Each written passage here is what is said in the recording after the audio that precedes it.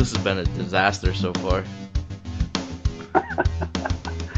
Well, you got the friggin' lawnmower going next door, or weed whack, or whatever that is. It's crazy. I sent you the audio, right? Oh yeah, you saw it. It's terrible. As soon as I got everything ready to go, boom, there he decides to trim some hedges. Terrible. Man, oh man. And Jason, he's delivering. He's doing Uber right now, so. Yeah, either he's stuck in the drive-thru again because another sports team. Yeah, he had to take one of his employees home. Did he really? Yeah. I said, are you kidding me? Back in the day, Ernie would have beeped the horn at me as he was leaving Trinity and watched me as I was walking down the street. Coming out, son. Yeah. See you tomorrow. Yeah, see you tomorrow. I'll make sure you're here on time. That's right. Good Lord. Sorry to hear about your car. Yeah. That's awesome. Breathe some fumes from my Land Rover as I go past you here. Right? Yeah. Sorry, my Ferrari's only got 2 seats and Max is in the passenger seat. Your ass out. Yeah. Yeah. So we're waiting on Jason. No worries, man. But, actually, we're not going to wait on him. We're just going to roll right into this, so who cares? We're pros at this. Actually, you're the new co-host of the Radio Impound podcast. Fantastic. Randy Pike. Happy to be here. We kicked Jason right out. Yeah, he's been demoted, traded to a different team. We're not sure where yet, but talks are ongoing. Yeah. So how's it been, man? All right? Yeah, man, busy. I mean, a lot of travel the last couple of weeks, like the Manufacturers Cup and April Fools, and just a lot of software testing for Tekins. And then just trying to keep up with the industry. The industry's in a funky place, as you know. Yeah. So it's been a little weird. Yeah, I'm not making any money doing this. Yeah, I can imagine not. I mean, I don't think anybody's really rolling in it right now. I mean, just everything's just sketchy. Sketchy. I don't even know why I'm doing this. Except for Jason. Oh, yeah, Jason. Exactly. And then he takes these side jobs with Uber. Jeez. He wants more money. Yeah, now he's just rubbing it in our faces. I don't understand. Jeez. He's just trying to monopolize everything he can get his hands on. Yeah. Can't even leave Uber alone. I'm waiting for him to message me. How you been? Chat. And he said he'll join us. I was doing great. I had a great day today until we started trying to record this thing. So quiet here all day, and all of a sudden, you got to record a podcast? All right, I'm going to start up my gas trimmer. How you like that? Yeah, hold my beer. Yeah. And Jason's like, okay, we're going to go at 5:15, and then we'll get Randy on around 6. I said, yeah, that'd be good. No word from Jason until about 6 o'clock, and he's, playing Uber. That reminds me of one of the podcasts he was talking about how before cell phones and all that stuff, he was always late meeting his buddy at the mall. It's just like, because you're still doing it. You're late again. Oh, my God. You listen to the podcast? Yeah, dude, all the time. Oh, my apologies. No, it's how I learn. There's always something interesting to listen to those things. Listen to Ron Shure and listen to all those old school podcasts. Yeah, where they're going over old races. I mean, I was still racing back then, but yeah. You never know what kind of fun stuff you can listen to and learn. Well, we ended up talking a lot about sports and stuff, and we really tune our audience out. Our core audience ends up, have to hit the 15-second button and keep going until they get the actual interview.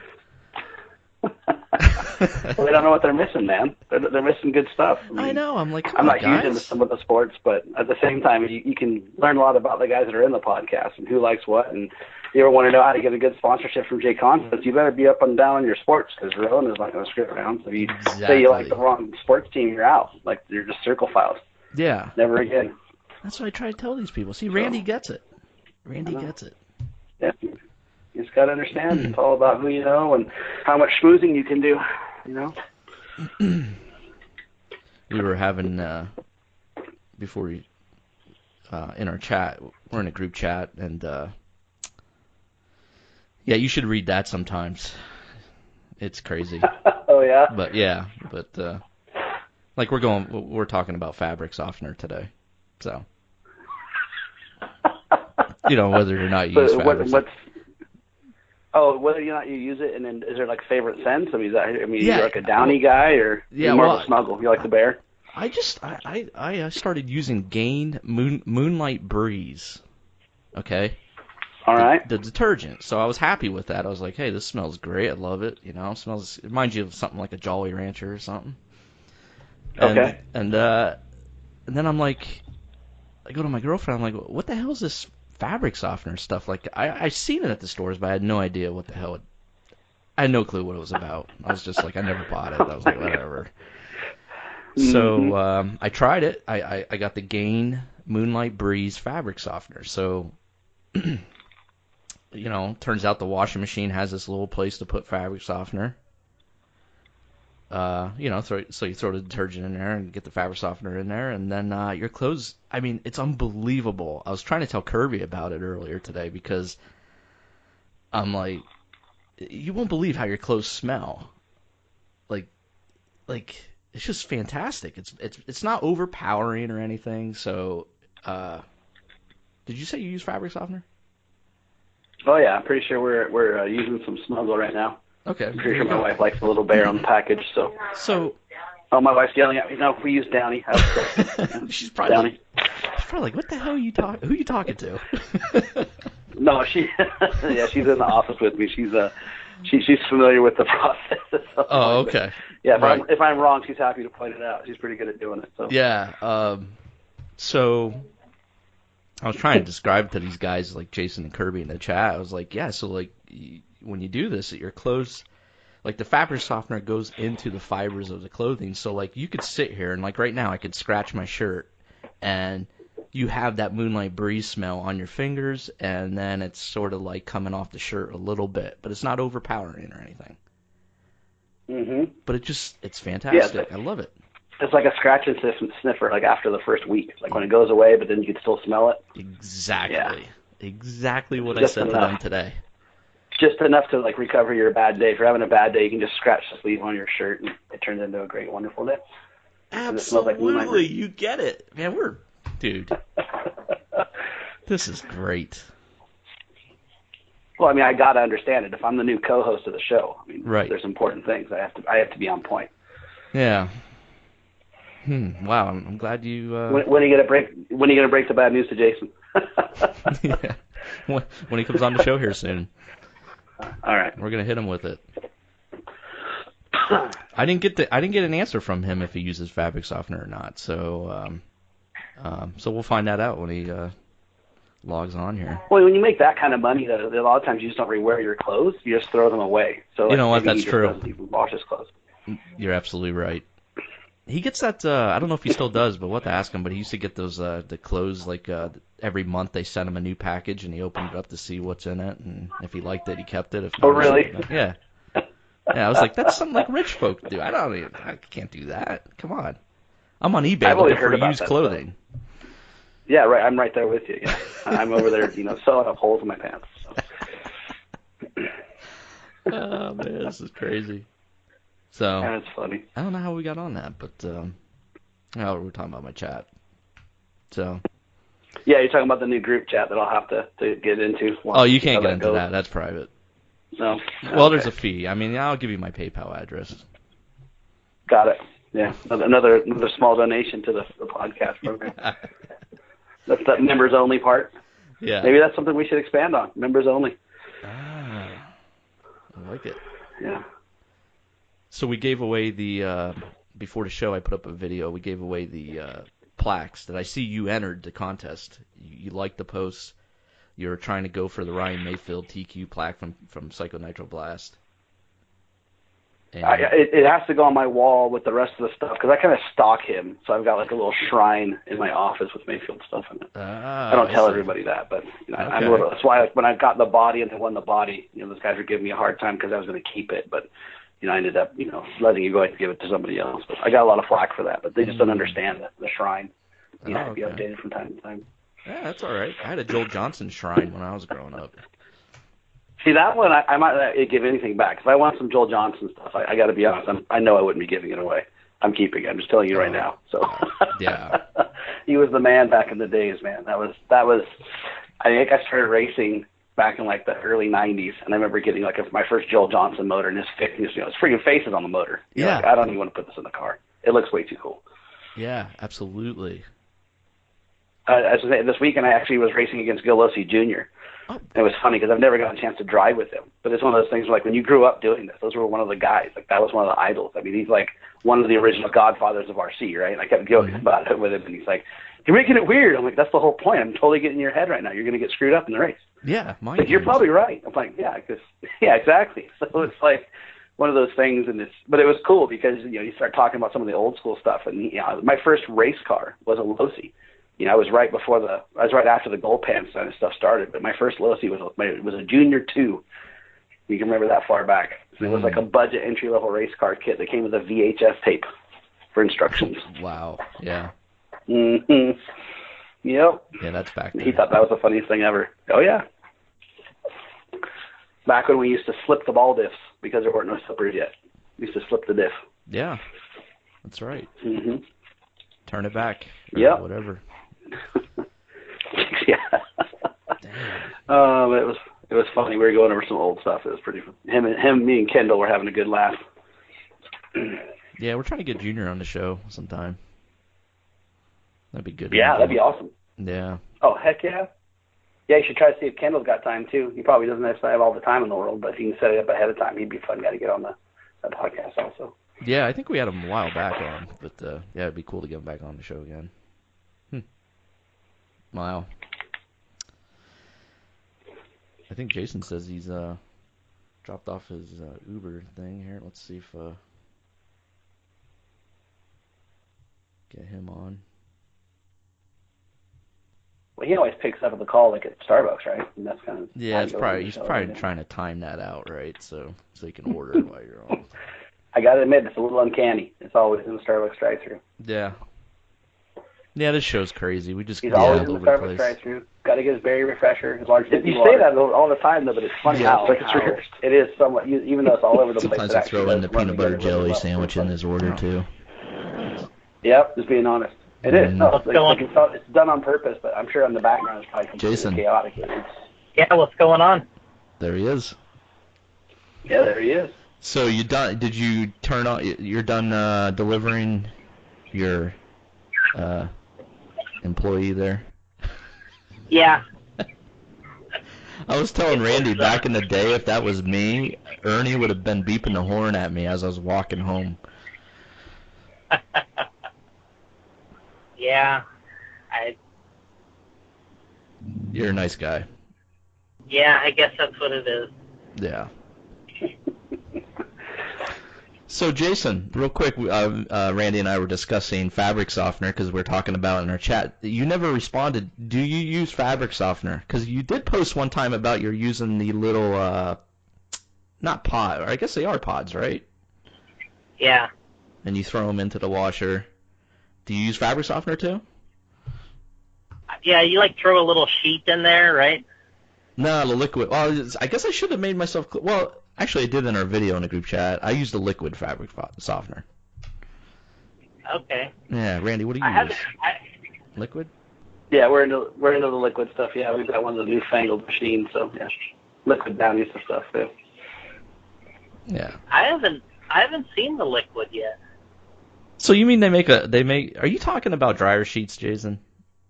Yeah. Oh no, I'm talking about the fabric softener you throw into the washer. Oh, I get it. You put it in the washer. Yeah, so I was thinking about that.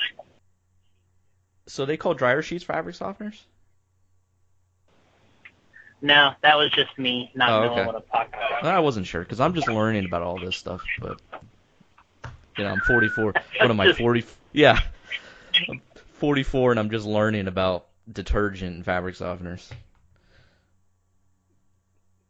And it's good because that's why we brought Randy on the show. He's obviously, he's up to speed on this. Yeah, he is. I am allowed to do my own laundry in my house. I'm actually allowed. I've been trained on the washer and the dryer, all the buttons and the settings. Good. Yeah, I had to go through a 6-hour course. 6-hour course. I used to do my laundry and my girlfriend's, and then she kicked me off that duty. She said, "Look, I'll do my own, and you do your own." Cause and that's what happened kind of on me. I did some laundry and had some of the wife stuff in it, and I ruined it. So that's why I had to take the 6-hour class. Yeah. The 6-hour. It's like when you get a speeding ticket and you have one of those training classes. Yeah, exactly. Yeah, I had washer and dryer school because I apparently screwed up some laundry. New student. That's what happened to me. I was telling Allison not long ago, she was like trying to pile everything in the washer, and I'm just like, this isn't gonna work. I'm like you can't put these white socks in here with this stuff. She puts then one day I see there's more white stuff. I'm like, this isn't gonna work. I'm telling you.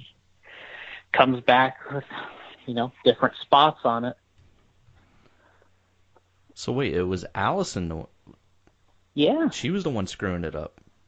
Yeah. Wow, that's weird. Usually chicks have that down pat. Well, she hasn't taken the 6-hour class apparently, so yeah, we'll sign her up. You gotta get it. There's a big time class that she needs to get signed up for. Yeah, probably a certification. Yeah, you do it the second time. Now you're spending time out. You gotta wash your clothes by hand in the sink and hang them on the line. You're suspended. Jason's housekeeper must have not been home. The day off. Yeah. That's pretty good. So, Randy, what's going on? Not a whole lot, man. Just trying to recoup from the heat and the sun bleaching I received at the manufacturer's cup. That was pretty intense couple of days, and it was fun. And just trying to catch up on the email logs at this point. There's so many things that you don't get to answer when you're out racing and stuff like that. So you have to catch up with all that stuff. Filter through all the race reports and all the issues that the guys are having team-wise. You know how that goes. Mm-hmm. I lost this weekend because XXX. Yep, and I found this issue with this, that, and the other thing, but I forgot that I didn't turn the setting on, and it was my fault the whole time. Oops. Yeah, no, we pushed a big software update out to the team and out to the public last week and the week before to the team, and it's got some pretty cool settings to it that basically allow you to make it feel like a brushed car. So for those of everyone's, for example, like Jason's ran a brushed car before, you can actually make your brushless stuff feel brushed and basically set those settings up. And for those of us that are driven and once you get used to it again, it's amazing how consistently you can get around the track at great speed without really having to overcompensate some stuff. So, we had settings like that, and the team obviously gets the mobile apps pushed out to them a little bit early as well for software testing and making sure there's no bugs. And so that's a lot of follow-up with that. So I've been catching on for the past couple of days. So it's been good. Wow. Interesting. That is, make it feel like a brushed motor. Yeah, so it's software that I've been testing for about off and on for 6 months. It's obviously taken a while to get there, but basically one of the complaints I've always had with brushless stuff is that it just never quite had a connected feel. You can get it really good, but if you ever stopped and put like a 12 double back in your car and went and drove it, you're like, it's not even close still. And for someone like me, or for example, someone like Jason, even yourself, that we ran brush motors, we grew up with that feel. It feels like a regular car when you drive it on the track. If you lift a little bit, the car slows a little bit. With brushless, you never get that. I'm one of those drivers, I never go to neutral. I'm either on the gas or I'm on the brakes. I'm never going to neutral. So for me, drag brake is useless. I'm never using it. So the traditional drag brake settings that we offer, that everybody offers for that matter, are all reliant on the speed controller seeing neutral to turn that feature on. So with this new software, if I'm at 100% throttle and I lift to 90%, the car slows to 90% automatically. And so we're like going around an Astro track turf or something where your inputs and stuff have to be extremely smart and smooth and gentle sometimes so the car just can ring off the track at great speeds.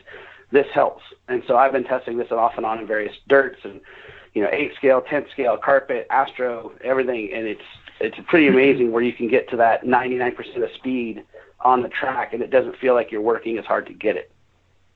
So it's not for everybody. Not everyone's going to like it, which is why the feature has a checkbox. You can literally just turn it off, and then it's like everything else. But if you turn it on and take the time to make those settings work for you, it's actually it's extremely repeatable, which is nice, because that's something that brushless has just struggled with, in my opinion. That's kind of interesting. I mean, I never really thought, people were still requesting it, and, and then that you guys were actually considering, going that route. It's pretty amazing. Yeah, I think it's one of those things, too, where it kind of actually morphed from the rock crawling industry. So rock crawlers have always struggled with the brush versus brushless, especially when they're doing hill descents. Oh. So with a brushed motor, obviously, you've still got the brushes and the springs that add physical friction to the motor. And so the controlled descent is extremely easy because you have that friction from the motors and the brushes. When you go to brushless and the drag brake's being held by the speed controller, as soon as you initiate any throttle, even 1%, the drag brake is turned off. And so the rig starts just going down and accelerating at great speed until you go back to neutral or hit brake, in which case then it's up to you to control how much brake is applied. And so for racers, we're used to that, but for the rock crawling guys, they really rely on that drag brake being consistent. And so we started it originally for drag brake on the rock crawlers. And so with that, in that genre, the same idea applies. If I'm, my brakes are held, for example, on the hill, and I want to slowly let that rig descend, all I have to do is just barely give it throttle, and it barely gives that initial to start the roll, but the brakes are still being applied. So if I lift a little bit, it slows a little bit more. It's literally just like a real truck or a real car at that point, where if you're in your real car, if you were going to, say, down a hill, like, say, Jason's Raptor, he would not just put the thing in neutral and just let it go. Obviously, he would have no control going downhill. Right. So, one of those things that I used to do before racing was I used to be in the real rock crawling. I used to do the Rubicon and stuff like that, and you can't do those things without the car being in gear. And so now this has that exact same feel on the RC car. On the trail, it feels identical to that. So you have a lot of control that you couldn't get without being a brushed motor, but now you can do it with brushless. So the issue is when you are on a little bit of throttle with brushless, there's no drag anymore, right? Correct. So the motors themselves have very little cog torque. Yeah. Yeah. So, you have to be completely off of it for the thing to be dragging. Yeah, for the drag brake on the speed controller, correct. Yeah, most right now, all the speed controllers require neutral for the drag brake to initiate. So that's pretty standard. So, for example, if you remember the old LRP brushless motors, I think they were called like the X20s or something like that. When you spun them by hand, they had an amazing amount of cog torque, which is the thump you feel when you spin the brushless motor. And that's one of the reasons why a lot of guys really preferred those in mod touring, because they had that kind of brushed feel. They wanted to naturally slow down. Versus, say something like for example, if you've ever had our A-scale motors, our T8s, in that particular class, we purposely removed that drag brake because if that cog torque is, if you had that, when I first tested A-scale brushless, that was the first problem I had. You'd go over a jump, kind of have that natural reaction to lift the throttle while the car was in the air, and it would do 2 front somersaults just because of the cog torque. So we had that engineered out of the motor. So it was extremely difficult to drive in its infancy. And obviously, once you engineer that cog torque out of the motor, then you don't have those problems, and that's where we're at now. Is that the cog torque engineering-wise is actually a downside. It's not a plus. A lot of people think it's the sign of a strong magnet. That's actually not necessarily true. You can have an extremely high Gauss rotor, for example, in a motor, but the cog torque is actually not made by the motor itself. There's other factors involved. And so with the brushless stuff, because there's no drag, like you mentioned, there's just bearings. We don't have that natural slowdown from the powertrain. It just kind of has to happen with software. And so, like, for example, when I gave the A-scale stuff to Drake, matter of fact, the last manufacturer's cup, it took him a couple laps to get used to, because obviously you have to time your jumps a little bit differently and just be aware of what's actually happening. But he actually really liked it, and so did everyone else that we had testing at that point. So even JR, Mitch, he was testing at that carpet track that requires them to run slicks. They don't let them run pin tires on the black carpet. And one of the things he mentioned was that to get the really, really fast lap times, you had to be really, purposeful and hit your marks every single lap to hit those times. And that was something he was able to get help doing with this new software. He had his drag brake, for example, turned up to 40, which we would never do before, ever. 40 is way too high. But with this new feature, because you're just rolling in and out of the throttle as you go around the track, you're never really hitting the full 40, but it gives you the feel and the impression of what you want the whole powertrain to feel like, being on and off throttle. And so that's something like, for example, at Manufacturer's Cup, an 8 scale, I was running 17%. But 7, it's a different motor and different configuration, obviously, but the theory is still the same, where I can go into the corners like the big sweeper at the end of the straightaway and just lift naturally like I would a real race car. Not all the way, but enough to let the suspension settle and kind of put weight towards the front of the car and initiate that turn. And if you go back and watch some of the videos around that section, my car is very much faster than everybody else. And it's not just the software, obviously. It's J-Concepts tires and all the other fun stuff that's going in the car, but it definitely helps. The consistency in hitting that turn, that corner and that certain mark on the track every single lap after lap, it helps. For someone that's looking for that extra edge, it's definitely benefits. So this software not only is part of which you would run 10 scale, but you can also use it in 8 scale, obviously, right? Yeah, it runs in all our brushless controllers. So it runs 8 scale, rock crawlers, all the 10 scale speed controllers. Any brushless Tekins speed controller is generation 2 or higher. Okay.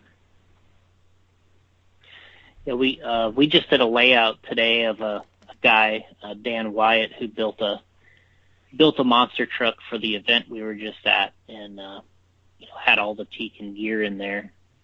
Looked really good, and I'll send it over to you. But cool. Yeah, he did a special build and had all the gear in there, and came out really nice. Yeah, no, we've been having fun seeing those guys build the monster truck stuff, and we got a lot of guys that run like the RX-8, for example, in the big E-Revos and the Summits and stuff, mostly because the BEC will stand up to those things. A lot of other controllers have issues with, like the Revo, for example, has the 2 steering servos, and then you get into the Summit, which I think has got 5 servos total. 2 to steer it, 1 to shift it, and 1 for each locker. So it's got a lot of stuff going on in that car. Right. So, yeah. But monster trucks and even truck pulling, we've got a lot of guys that are big into that stuff, and they run like our Pro 4 HD motors or our Rock 412 HD motors just because of the torque they make. I mean, those are damn near 8 scale motors, but they fit in a 10 scale application, so the guys like those quite a bit. Yeah, I did. I got that little brush speed control from you, and that thing worked really nice. Yeah. Yeah, that thing's tiny. It brings you back to the old Quantum days when everything was small. Yeah, I mean, I don't even know. I think is it smaller than the Quantum? Yes, it is actually smaller footprint-wise. Yeah, I mean, it's tiny, and it was good. It worked well. I ran a really mild motor, and but it was fun. I mean, I hadn't driven anything with a regular speed control or a brush motor in a while, and I just like I said, I had to get like a Energy motor or something like that because they were like they had a 17 single. Maybe you guys had a 17 single. That'd have been a lot better, but that's what I put in there, and I didn't even I don't know if you're supposed to break in brush motors.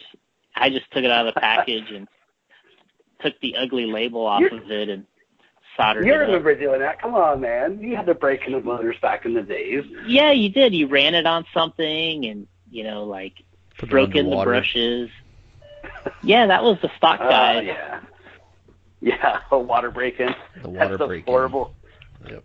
Oh, guys do that stuff now, man. They'll take our brand new brush rock crawler motor and they'll dunk it in water for 10 minutes and ruin it because back in the days, you remember that stuff back then, the brushes were super hard. And so the only way to get them to seat in was putting them in the water, which acts like sand to the stuff that is today. And the stuff now that we use, the brushes are nice and soft. So 10 minutes water break-in is, 300 hours on the trail. It destroys them in 10 minutes. It's horrible. But, yeah, it's really bad. But back, 17 single stuff, we don't make a 17 single just because it doesn't get used in much of anything, but we easily could. But I think the lowest we go right now is 35, or the highest that we go is 35 turn.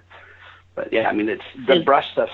I mean, how did that feel when you drove it? Did it like riding a bicycle? You're like, oh, I remember this. Did it feel familiar? Honestly, the truck is so different. It was really hard for me to make a comparison, but it was slow. It definitely wasn't very fast.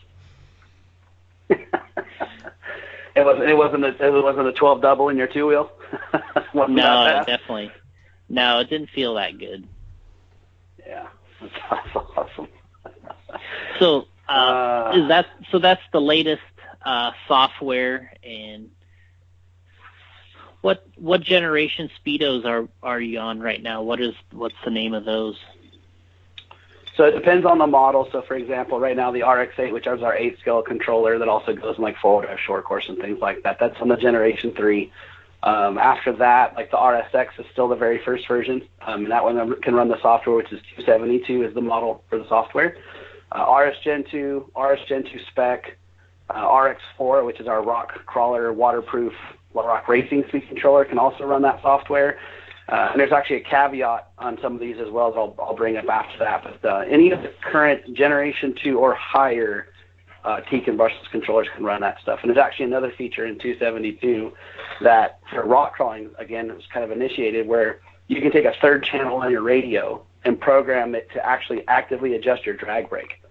So you can just hit your button a couple times and it'll up your drag brake or lower your drag brake on the fly, which is pretty neat. Again, mostly made for rock crawling because they use it a lot more often than we do in racing, but you could, in theory, do the exact same thing on your 10-scale car or your 8-scale car, which I haven't experimented with too much, just because I'm used to having the hot wire in my pocket, and I just have a hot wire in my car, and I just pull the car over to within Bluetooth range and then make the adjustment on my phone, just because that way I'm making small steps. The on-the-fly adjustment with your third channel does steps of 10, so it's a little bit more of an abrupt adjustment, but it's there. Of all the people that you deal with at the tracks and some of the team drivers, who do you think who's somebody that's really good with all the adjustments and trying everything that you know of? Well, as far as the team guys go, JR Mitch is pretty good about staying up to speed on those things. He's pretty big into being self-aware of the settings and tuning his own stuff, especially when we release new things. Adam Drake's pretty up to speed on that stuff as well, because these guys are looking for those tenths, right? I mean, these guys as well as I do. They're not going to leave anything on the table. If there's some extra speed on the track that they can find, they're going to try it. Ryan Lutz is really good about doing that stuff at the races. Martin Harrison, most of these guys are all pretty good about being up to speed on the new settings. I work with those guys a lot, just on a personal level. That way, if there's anything they're not understanding, I make sure they're up to speed. That way they can help our customers directly. That's a big thing for us at Tekins, obviously, is that our drivers should be just as educated as I am. I mean, they'll never be that educated. I obviously have this stuff firsthand, and I have the most time with it. But if they have a question, they can usually message me. I'll usually get back to them pretty quickly just to help that customer. But ultimately, most of our team drivers are pretty up to speed on that stuff. It's one of the things that I harp on them for. They need to be educated with the product because, as you know, that's what helps sell things. I mean, that's the biggest part of being a team driver, is helping increase sales and customer appreciation, make sure the satisfaction's there.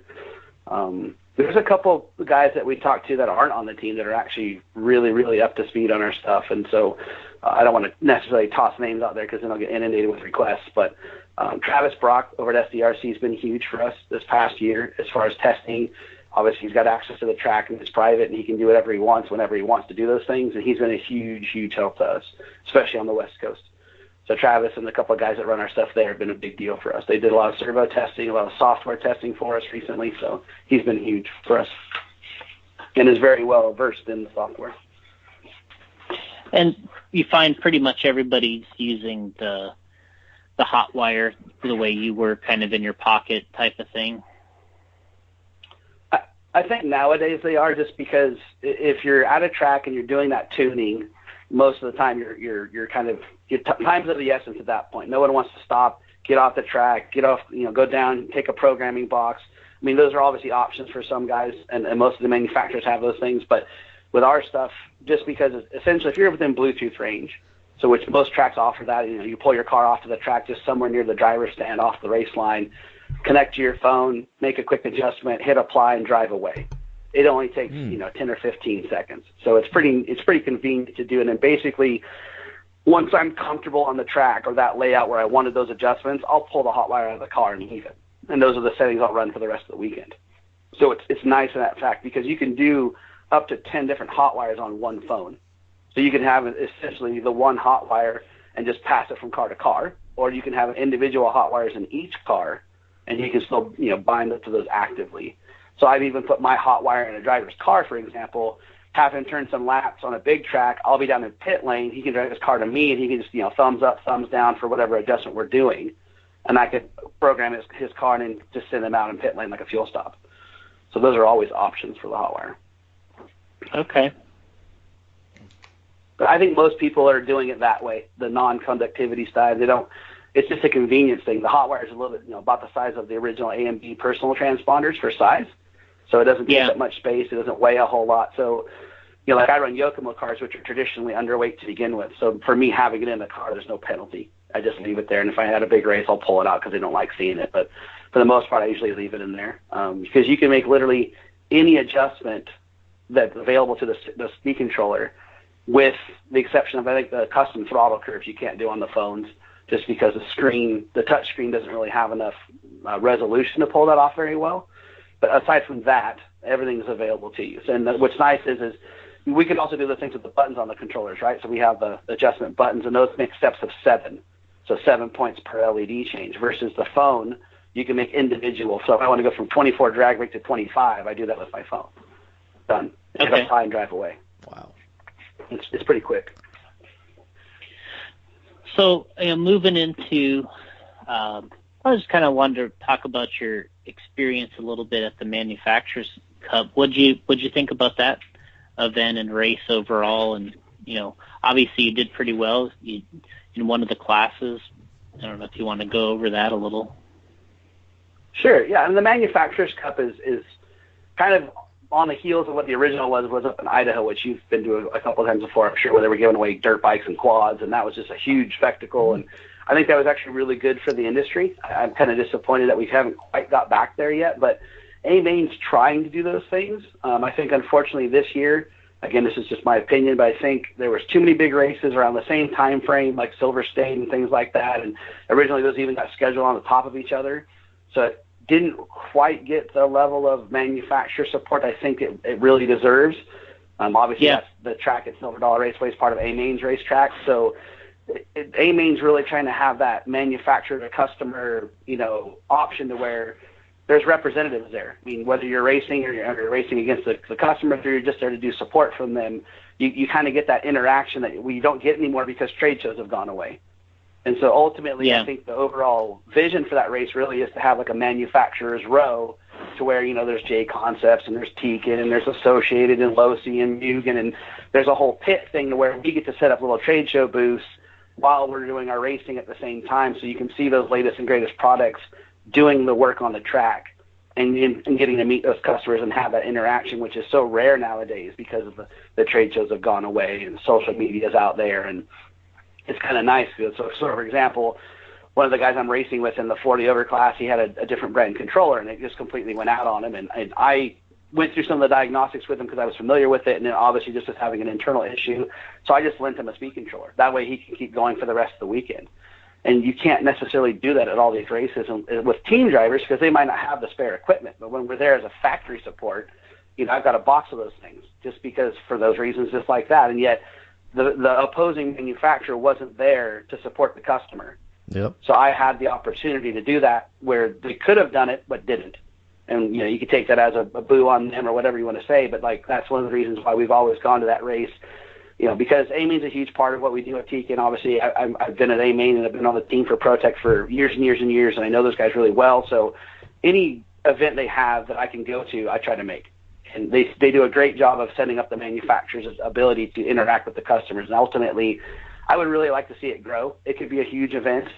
It could be an event where there's one day of racing or one day of trade show, for example. If they changed up the schedule just a little bit, maybe got rid of some of the qualifying because obviously the racing is really what we're all there for.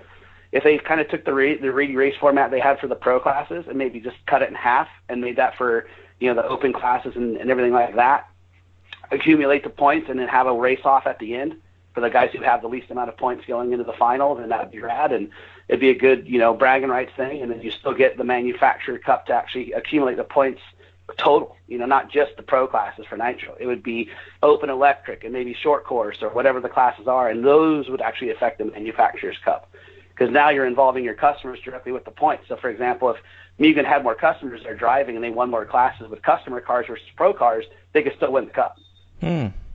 So it's a slightly different idea, but I think it'd be kind of neat, because then your customers are invested in the racing just as well as pro guys. And then the pros are just invested to help the customers go faster because they need the points. So you get this dynamic to where the pros might be going around the pits like Drake or Ryan Mayfield saying, "Oh, you got a Mugen dude, try this setup. Do you need any parts for your car? Can I help you with anything?" And I think that would be a huge boost for the industry as far as morale goes, because that's one of the things that we still kind of have this weird faux pas where the pro guys, you can't talk to them, they're super serious, and I miss that, because back in the days, if I wanted to bug Matt Francis, I just walked up to him and bugged him. I watched those guys miss countless races or qualifiers helping customers out, which we don't see that anymore. That's right. Yep. Or if I want to bug him and just, because he's in my class and I want to slow him down just to do a better job of qualifying, I can do that too. That was a good strategy, yeah. Yeah, Matt was always super helpful and just, popular with everybody because of that. So. Yeah, and Adam's been the same way. I mean, I've watched Mayfield jump out on a track and fix somebody's car too. I mean, it's just, those instances are unfortunately more rare. And a race like that had a format similar to that would be, it would vest that time, and it would be very obvious to everyone that it's important. And I think the customers would really dig it. I mean, can you imagine Drake or Mayfield coming over your shoulder while you're wrenching on your car and saying, "Hey, do you need any help with that?" Oh my God. That'd be pretty. That's what I'm saying. Like, it'd be a little bit of shell shock, a little bit of awestruck, but at the same time, like, who would tell them no? I wouldn't tell them no, and I know what I'm doing most of the time. I wouldn't just be like, "Yeah, here, it's my car. What do you need to do?" Yeah. So I think it'd be neat. That's some damn good ideas there, Randy. Yeah, I mean, I just miss some of those aspects of racing back in the days, and it's one of those things where I was that guy before working in this industry, and I just think we've kind of gotten away from it. I did pretty good at the Cup, like Jason was kind of alluding to. I entered Open e-buggy and then 40 over e-buggy because I'm finally old enough to race it. And I TQ both classes. Yeah, fortunately.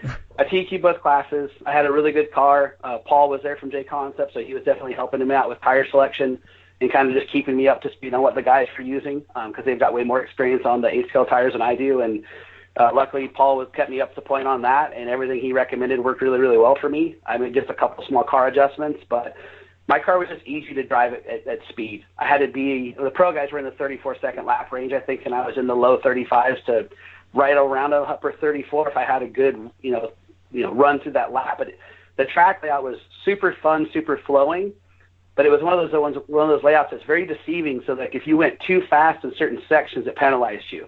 And you couldn't really see it as a driver. You just blew a turn by 3 feet because it was slightly off camber, or there was a rut that you didn't see right away and it pushed you wide, and that's where you pick up those 0.2 a corner, and it adds up to a second, before you even realize it. And it's amazing to watch the pro guys, actual true factory guys like Mayfield and Tebow and Cav, and these guys just run at that 34-second pace, and it doesn't look like they're going any faster than you are when you're standing there next to them, but you put your car behind them and they're, give them enough time, they're going to put a lap on you. So it was deceiving, very deceiving track, but super fun. And Kevin Jellick makes some of my favorite tracks ever to race on. And this is a good one. It was a little disappointing that we didn't have that many guys there, but the track stayed together really well. The jumps were built extremely well. It held the grip. It was super consistent, and it was a lot of fun to drive on. So he did a great job. It did look like a really nice track. It looked like you said, everything that you said was super flowing. Yeah, it was super flowing, and it had a lot of places to pass, which was awesome, because one of the things that I get bummed out is when you go to these tracks and it's fun to drive by yourself, but it sucks to race on. And so, I owned a track for a short period of time, and that was one thing I focused a lot on when I made playouts, was that I wanted to make sure there was places to get racy with each other. Too many times I've been to race tracks, and I'm sure you have too, Jason, where the track is one line, and literally you were either pushing someone into a mistake or hoping they make one on their own. And that's just, for me, it's not a lot of fun. I mean, it's not a lot of fun as a driver. It's not a lot of fun as a spectator. It's kind of a nail biter as a team manager. It's kind of hard to watch, but I think a lot of focus making tracks really needs to be on the racing aspect of it. Give them a couple sections to race. Give them a section where maybe there's a place to gamble, but there's also a place to, pull your cards and take your money off the table and play it safe. And giving the drivers that decision, is kind of nice to have as an option. So, but Kevin Jellick does a pretty good job of doing that on almost every layout that he has. He's a racer himself, and he knows what's fun to race on, and then obviously give the opportunity to have some heads-up racing with those guys. There were some amazing passes between, like, Cav and Ty on one round in specific that they passed each other, I think, 5 times on one lap. And all it took was one guy, Cav went in a little hot on this corner, and he gave the corner up to Ty, and Ty would blow the next corner and give it up to Cav, and it was amazing to see the spectators' reaction to that stuff. And that's, as a spectator, that's what you're there for. You all know those guys are fast. I want to see them race. As far as right now, with what are you still working with A-Main as well? Yeah, I'm still working with A-Main. I just do a lot of product testing for them and just kind of make sure that the team. I don't really have their team. They have a lot of automation of their stuff, so I don't have to worry about authorizing team orders or doing anything like that. But I make sure that the team drivers are aware of the latest products and what they're for and how to use them. If we do any new product testing like software or chargers or batteries, I do a lot of that stuff before it goes out to the public. I kind of work with Chad Bradley on that stuff. Chad's a pretty good guy to work with on all those things. Or if we're having issues with specific hardware, the team's usually the first one to start seeing that stuff because we put the most time on it. And so I make sure that I get to the right person who's in control of, fixing that issue or being up and up on it. But a lot of it's pretty straightforward. I mean, the ProTech brand has been something that they wanted to really kind of separate a little from A-Main, just because A-Main's big on building the dealer group and making sure that their race brands are obviously not affecting the dealers. They want to make sure that the dealers get the sales primarily as well, and at least have that opportunity. Like, for example, working with the OCRC guys, ProTech's a big brand there. Jake Sayer does a great job for us at ProTech. He pushes the batteries and the servers really, really well, and for him it's easy if you talk to him about it. They're really good products. Some of the best batteries, if not the best batteries in the industry. I mean, the servos are pretty straightforward. They're kind of a no-brainer. Mayfield runs them, so does Adam Drake now. And that's probably where I kind of come into play, is that more silent behind the backgrounds, just making sure that those guys have what they need. Any input they have on the product, it's filtered to me, and I give it to Chad or whoever else needs to hear it. And that's probably more or less what I'm doing for A-Main. I don't do a ton of stuff extra for them, but they make my job pretty easy there with what stuff I do have to do for them. And then you kind of touched on earlier that you had a track for a short period of time. Is there any, stories or input you could lend out there, I guess, about having a track and being involved with a track and that type of thing? Yeah, I think early on I owned a hobby shop. I think it was back in the early to mid-2000s for a while. It was just a hobby shop. My wife helped me work that, and we had a lot of fun doing that. And that was for 2 or 3 years, and we closed that down just because the market just wasn't there in that particular area we were at. We lost the anchor store to the shopping center and stuff like that, so it affected us quite a bit for sales. But that's the same time the economy was kind of taking a dig. So when I moved to Reno about 3 years ago, and there was a local indoor track here. And I think 3 months after I moved here, they made the announcement they were going to close it. And so my goal at that point was to try to obviously not let the track close and kind of get involved. And we ended up kind of taking over the track. And my goal at that point was to kind of get the experience, influence what I wanted to influence, and then make it profitable so I could turn around and sell it, which is what we did. And owning a track is a lot of work. And I think the racers don't necessarily appreciate the amount of time that they don't see behind the background that's actually happening just so they can have that entertainment level. So for me, at a club level, I always looked at club racing as entertainment.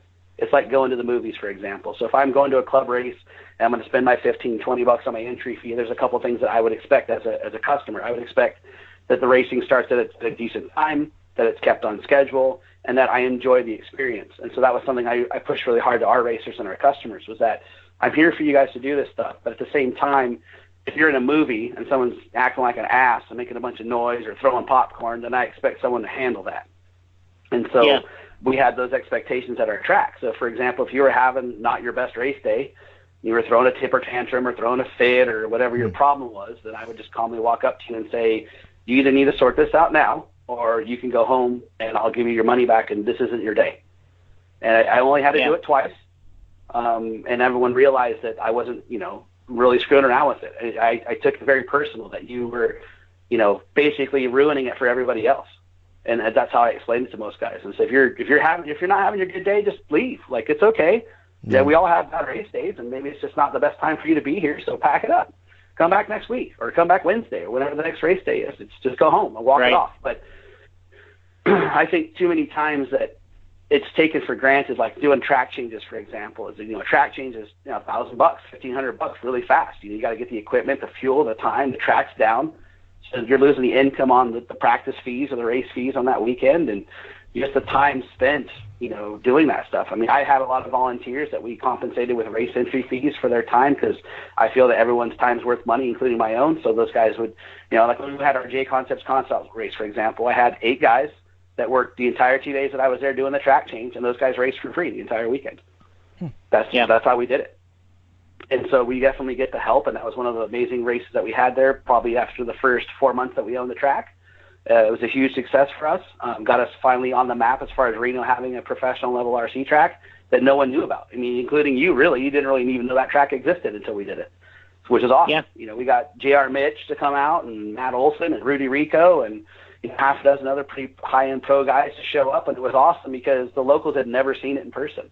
There's a lot of guys here that don't travel. They didn't go to A-Main or they didn't go down to L.A. and see these guys race, and they all thought they were fast until JR shows up and Olsen shows up, and they're getting waxed, And I was like, they thought I was fast, and I had to, I'm not fast. I'm pretty quick, but these guys are fast. If they're putting me a lap down in 6 minutes, this is what I was trying to explain to you, that I'm pretty quick, but I don't consider myself to be fast. And I'm like, oh my God, that guy just pulled off a 19-second lap, and we're in the 22s. And I was like, that's what I'm trying to explain to you. You're fast, but you're not. There's another level you guys don't get to see. And I think it's just the time spent is probably the biggest misinterpretation. I mean, you're talking about not only the time during business hours, but the times on social media promoting it, the times on RC sign-up, community event sign-up, working with the sponsors and getting all the giveaways or the race prizes and the trophies, and just the amount of effort that goes into that is literally understood from the general market. I mean, you could talk to other race owners and racetrack guys, and Jason knows this as well as anybody else that owns a track, is how much time's in it. You have your own series. I mean, if I asked you how much time do you put in the JMS series, you'd be like, yeah, days, weeks, every week. I mean, it's exhausting at some time, but it's also extremely rewarding when it works. And I think that the club racers really need to appreciate the amount of time that's going into that, entertainment value at some point. It's immense. It's an immense amount of time. A few weeks ago I got kicked out of the movie theater for throwing popcorn around. Again, you didn't. Dude, yeah. Again? You didn't. Yeah, of course. Ask Carrie. She stayed and watched the movie. I had to get out of there. All right. I don't believe that. All right. Well. So actually, this question could kind of go with what you're talking about, but from John Bolton, he says, "Are you a modern racer or an old school racer? Where the modern racer track needs to be set up for your car, or old school where you'll race on anything?" I will race on any track, and my only caveat is, as far as me having a good time, as long as the surface is consistent. And what I mean by that is I've been to tons of tracks where the track consistency itself, whatever that surface is, whether it's dirt or carpet or AstroTurf even at times, where it's doing one thing in the morning and it's doing something completely different out in left field in the afternoon, and then in the evening it's just even a third area where you're just like, I can't, this is just ridiculous. And unless you're a local where they know that cycle by heart, it's extremely hard to be competitive. So for me, if there's going to be, like, for example, that's why I like carpet and AstroTurf. I'm not saying I'm lazy necessarily, but I can count on what that surface is going to be like every single time. There's other tracks like OCRC and ICRC over in Utah where that track is the same. Once if they water it, it's going to do this. If the track is drying out, it's going to do this.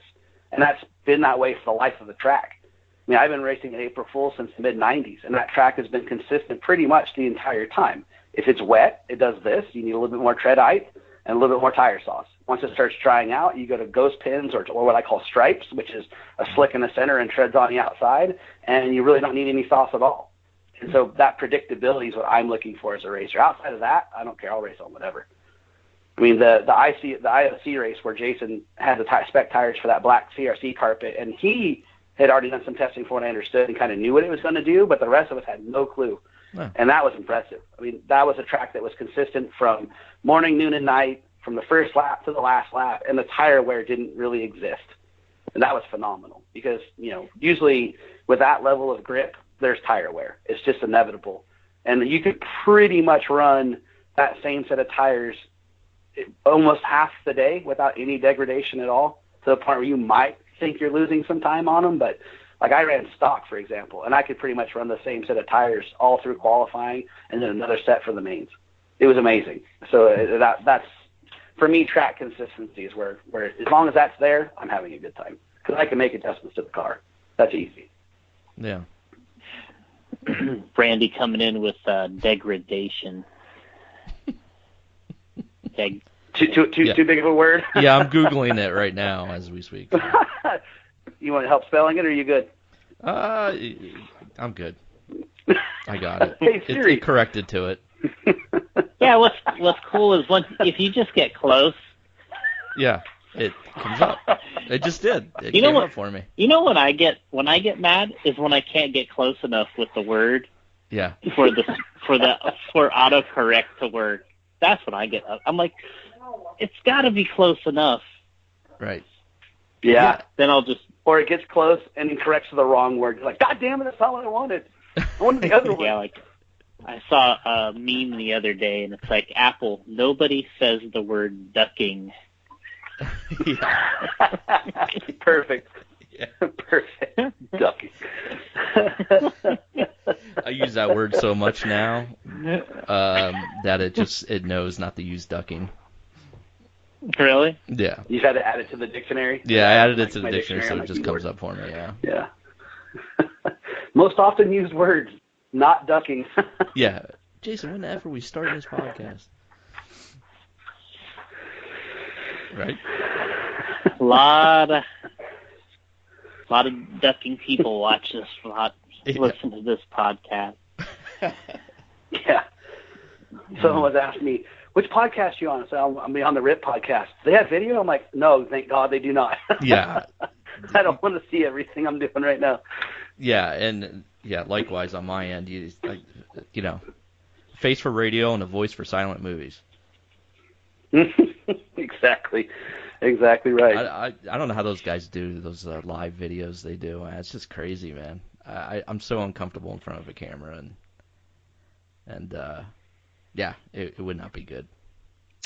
Jason does good though with that stuff in his vlogs and stuff like that. One take Ruona, they call him. He does. He never screws up. Yeah, I'm not one taking anything. I've done plenty of those videos for Tekin, and usually my biggest problem is talking too fast. Talk extremely fast. Yeah, and I don't have the lowest manly voice at times, especially when I'm talking to speed. So I gotta constantly usually the guy behind the camera is telling me to give me the pump your brake sign. Slow down. What you need for Randy is that on the podcast where you can go, what is it, plus 15 or whatever it is. No, like when you can speed it up times 1.5. Oh, that's good a Lord. few times. Yeah. Good Lord. Like people want the 1.5 for me, but they want negative 1.5 for Randy. So Right. Yeah. Yeah, we'll have to get a hold of Podbean and see if they can add the button. Yeah. negative 1.5. Yeah, we'll let the live video up to those other guys. They're better at it. Okay. Plus, my agree. internet crashes with audio. I can't imagine trying to do video. What were we doing? I lost my train of thought. Had a couple questions there. Yeah. Okay, here's one from superfan Almond McLean. So, my RX-8s are running fantastic, but I haven't updated the firmware in like 4 years. Should I? Yes, absolutely, unequivocally, yes. Yeah, viruses. So a You're lot gonna of get a times- virus. There's always the viruses, with the Russians hacking everything. I'm sure we're up on the list as well. There's a lot of times where the software update isn't necessarily just about drivability improvements or feel and stuff like that on the car. There's also a lot of improvements to just clean up the code and allow the hardware to operate more efficiently. So anytime you get the opportunity to do the update, I highly recommend it. A lot of times we really don't mess with like the default settings. So if you have your regular settings that you're accustomed to and you simply just update the software, the speed controller will still feel the same. Okay. So that's kind of positive to that. But yes, definitely update the software because there's a lot of improvements in the background that actually make the thing run even better and more effectively. So I definitely recommend it. Okay. And he also says, what kind of Tekins speed control should I be running in my B6.1? So this is a pretty easy one, but we get it quite often. So basically, if you're going to run modified, you should be running the RSX, which is the Tekin RSX controller that has the build aluminum housing and the optional fan if you need to run it. And if you're going to run stock or a spec class, I would recommend the RS Pro BE or Black Edition. And the reason for that is it has the lowest on resistance of any speed controller on the market today, including our own RSX. And if you're spec racing, we always know that the low resistance batteries are critical. We know the low resistance motors are critical. The only thing left in that equation for power is the speed controller. And so for anyone who's actually tried them back to back, it's unbelievably hard to explain to somebody, but you can actually feel there's more power with the RS Pro versus like another controller. There's 48 FETs in that controller, which is 3 times more than the average speed controller, and sometimes even more than that. And the FETs is where the resistance comes down. And so unless they're going to that count, they're never going to attain the low resistance that we're putting out there with the RS Pro. It's just not possible. Right. And he also asked about Tekin servos. Can you fill them in on those? What are they about? Yeah, so the Tekin servos are new for us. Obviously, they came out earlier this year. A lot more, billet aluminum pieces. We don't have any plastic parts on our servos. They're obviously adjustable with the hot wire. There's obviously software updates that will eventually be planned out when we make improvements. I run the T120 in my two-wheel drive buggy. It just depends on which car I'm running. If it's my Astro car or my dirt car. In the A-Skill, for example, this weekend I ran the T250 in my Mugen for steering servo. What's nice about the servos is they don't have your typical hardware inside. So instead of having what I refer to as a feedback motor or potentiometer, they have a digital encoder. And so we don't really have the kind of the odd buzzing sound you get from some servos, or after a servo kind of starts getting a little bit sloppy, they kind of start getting inconsistent. We don't have that because we don't have that wear component in the servo. So we have a digital controller that can adjust or realize a 0.01 degree deviation inside the servo. So the precision that we can offer with these servos is pretty gnarly. It's kind of another one of those things that's somewhat hard to explain to someone until you're able to drive them back to back, which is obviously not the easiest thing to do quickly. But everyone who's tried the servo has been very happy with them. We've had a lot of even our drivers that might have a servo sponsor or at least getting a good discount on servos from one brand and actually switch all the way out to ours.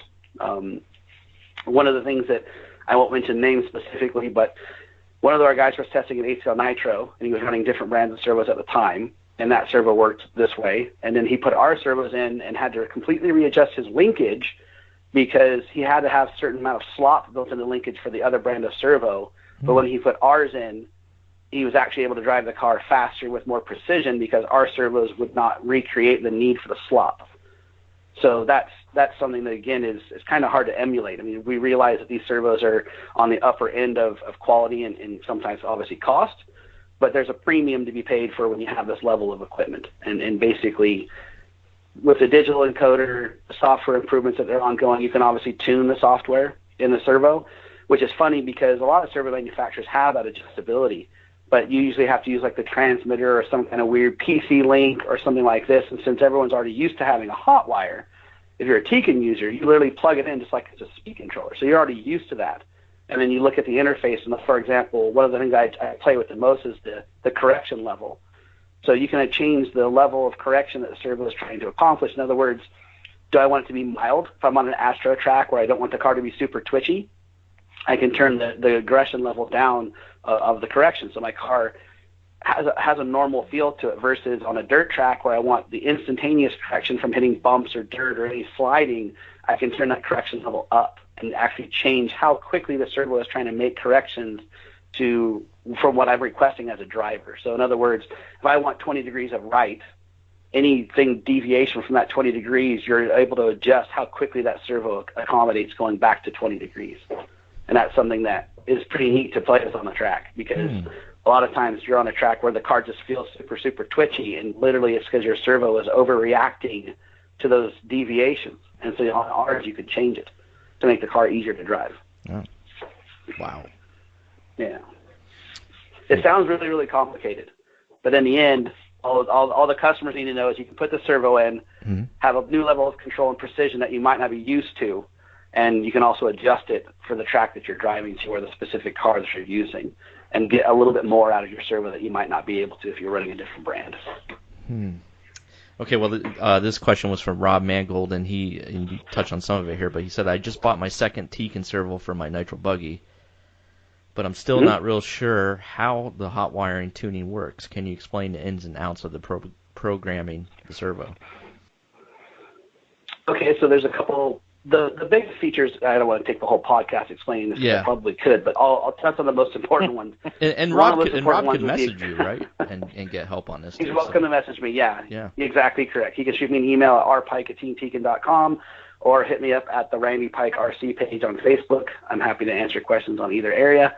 But the two biggest ones that I use just as a racer in general, and I find myself using the most often, are the correction aggression level, so mild, moderate, or aggressive. Those are the ones you play with the most. And then the other nice feature is our servos don't have a mechanical lock. So you can actually rotate these things around 360 degrees ultimately for as long as you want when they're off. And you also get up to 5 full rotations when they're on.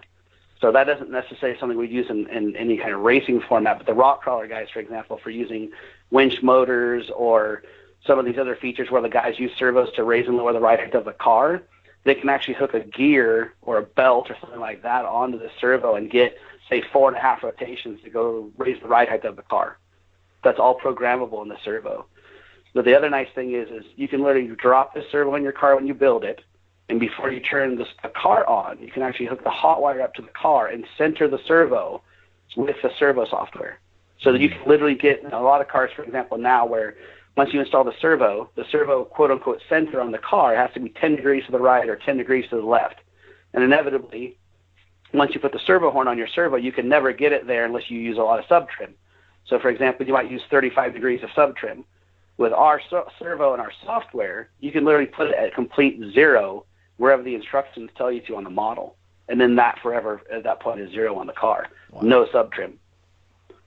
The other thing that you get to do is you can actually set your endpoints on the servo with the servo software, and that way your EPAs are exactly the same, and they're always at 100%. What that does for the driver is it gives you maximum resolution on your radio. So traditionally, let's say, for example, on a car, I have my EPAs at 110 to the right, and I've only got them 90 to the left. Your resolution from left to right is now different. It's skewed. It's not 100% to the left and 100% to the right. With these servos, you can make up a mechanical change on the car, but still have 100% resolution to the left and 100% resolution to the right on the radio. That makes sense. So now your left and right are exactly linear, even though they're not technically linear on mechanical linkage. We can give you that effect, being linear on both directions. Damn. Makes me want to try it. Yeah. A lot different. I'm happy to send you one. Ooh. It is not like the old days. Yeah, it is not like the old days.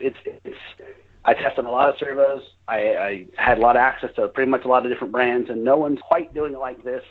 There are some adjustments out there. Some guys have some of these things, but the difference really for us is that digital encoder gives us the option to do things you just can't do with the potentiometer inside.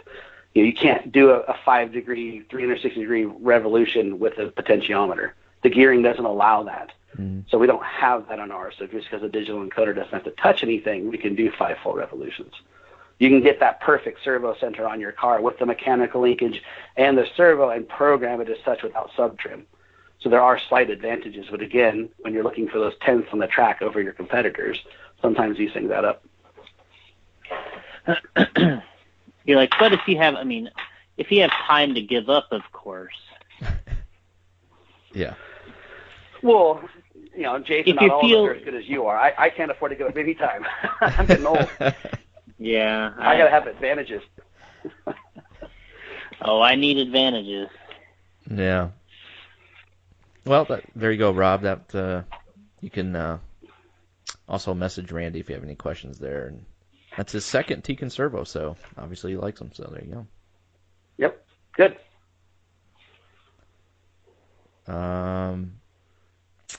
Let's get down here to I can't pronounce your last name, James, so we're just gonna go with James. Boy, you might have touched on this too. Obviously, V272 firmware, active Drake. Yeah, never mind. I can't speak. Active drag brake. Active drag brake versus RPM brake. Differences between the two and when to use them. Again. Okay, I actually think I saw this question. So this is James Mikolajczyk, actually. So James is actually a driver. Mikolajczyk, yeah. So he actually was at the manufacturer's cup, and I did update the software on his controller. And so he's asking what the difference between active drag brake was and RPM brake. So right. Active drag brake is that brushed feel that I was referring to. So that's the checkbox to turn that on and off. Mm-hmm. And so the active drag brake, one, if it's on, is obviously at that point adjusted by your drag brake setting.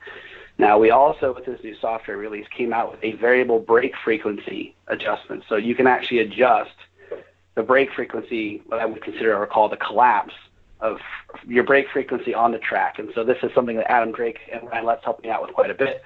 One of the biggest issues with those guys, for example, since they primarily race 8-scale, is that all of us like really high brake frequencies on 8-scale because the high-speed sections where we're doing 35, 40 miles an hour, we really like the feel of a higher brake frequency. But prior to this software, when you ran high frequency, the lower speed sections where you might need to kind of whip the car around or really snap the front end down over a brake or over a jump, that high frequency wouldn't give you enough brake power because you really ideally want lower brake frequency at lower speed. So now with this new software, we can automatically control that brake frequency via the software to give you the best of both worlds. So as that car is slowing down, we can actually lower the brake frequency down to give that driver that same linear feel that he has up top after RPMs and higher speeds, that he now has that down at lower speeds, but also with the power that backs it up. And so that's the difference between the two. And to go through that level of technology, that would be a complete different podcast. I know we don't have time for that. But again, if they have questions with any of that stuff, they're welcome to contact me, and I can help steer them in the right direction. Yeah, Jason has time. I could just let you guys go on all night. Got it. This will be the next 4-hour podcast. Yeah. 24/7. From Pete Phillips, do you have a recommendation on which speed control and motor combo work well in a dual motor application like a Clodbuster? How do I set up a brushless speed control and motor to run reverse rotation? Oh, so we got two questions there. So. Okay. So anytime you're running dual motor brushless, you have to have two speed controllers. I know that question gets asked quite a bit. You cannot run two brushless motors off of a single controller, so you're running two speedos. A lot of guys just use a Y harness to run the speed controllers. You can obviously throttle mix them and kind of change speeds and do some other stuff, but it's more advanced. But to run on a Tekins speed controller, for example, to change the rotation, you just use the hot wire and choose reverse rotation in the setup page, or you can go into default profile motor type number 7, which is automatically reverse rotation brushless. So there's two ways to turn that on a Tekins speed controller. Okay. Do you have to do anything with the timing on the motor in the back versus the front motor?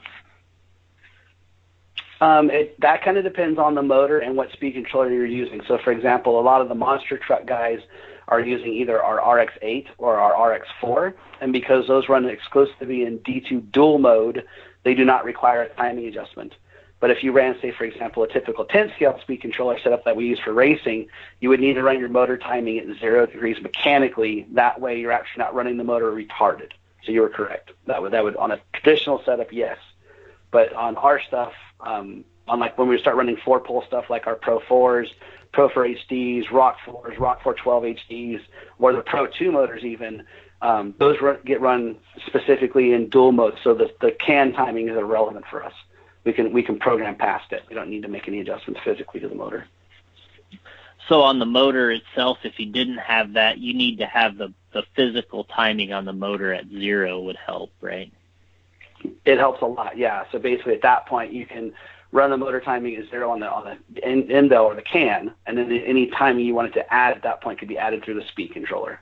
So correct. Yep. Good one. Good one. Yeah, that's a good question. This comes from Chris Trudeau. All right, I'm done talking. Trudeau. Trudeau. I don't know what's going on here. He votes for the return of the BC 112 in retro trim and updated for lipo. You gonna do that or what? That has been discussed actually. Really? That's funny because I still have my original BC 112C charger, which is the 110 volt version, and I have now every now and then busted it out to charge one of my quads before. Mm-hmm. I've also seen it charge someone's real car battery at a race because they left their headlights on. That charger is a beast actually inside. It's actually quite a really robust charger. It can do some amazing things, but to retro it and bring it up to LiPo specs, that would be a hell of a project. And unfortunately, with all the LiPo chargers out on the market today, and if you're in the industry, even remotely, you kind of see this is where a lot of this stuff's just OEM. And to compete at that price point, to have something that, as cool as that would really be, it would probably unfortunately have to kind of be built on the framework of something OEM with, a different housing or something like that. And while it's been discussed, something that we do, Tekins, is we don't really like just rebranding products necessarily. That's just not usually what we're about. Mm-hmm. If we see something in the market where it can genuinely be improved upon, that's kind of what we go for. Because we've even discussed having a charger that, say, for example, had a touchscreen in it that also had a hot wire, where you can just plug your hot wire into a USB port, which, it's kind of like the Pit Wizard from back in the days, where the certain Novak charger, I can't remember which model it was, you could adjust your speed control with that charger as well.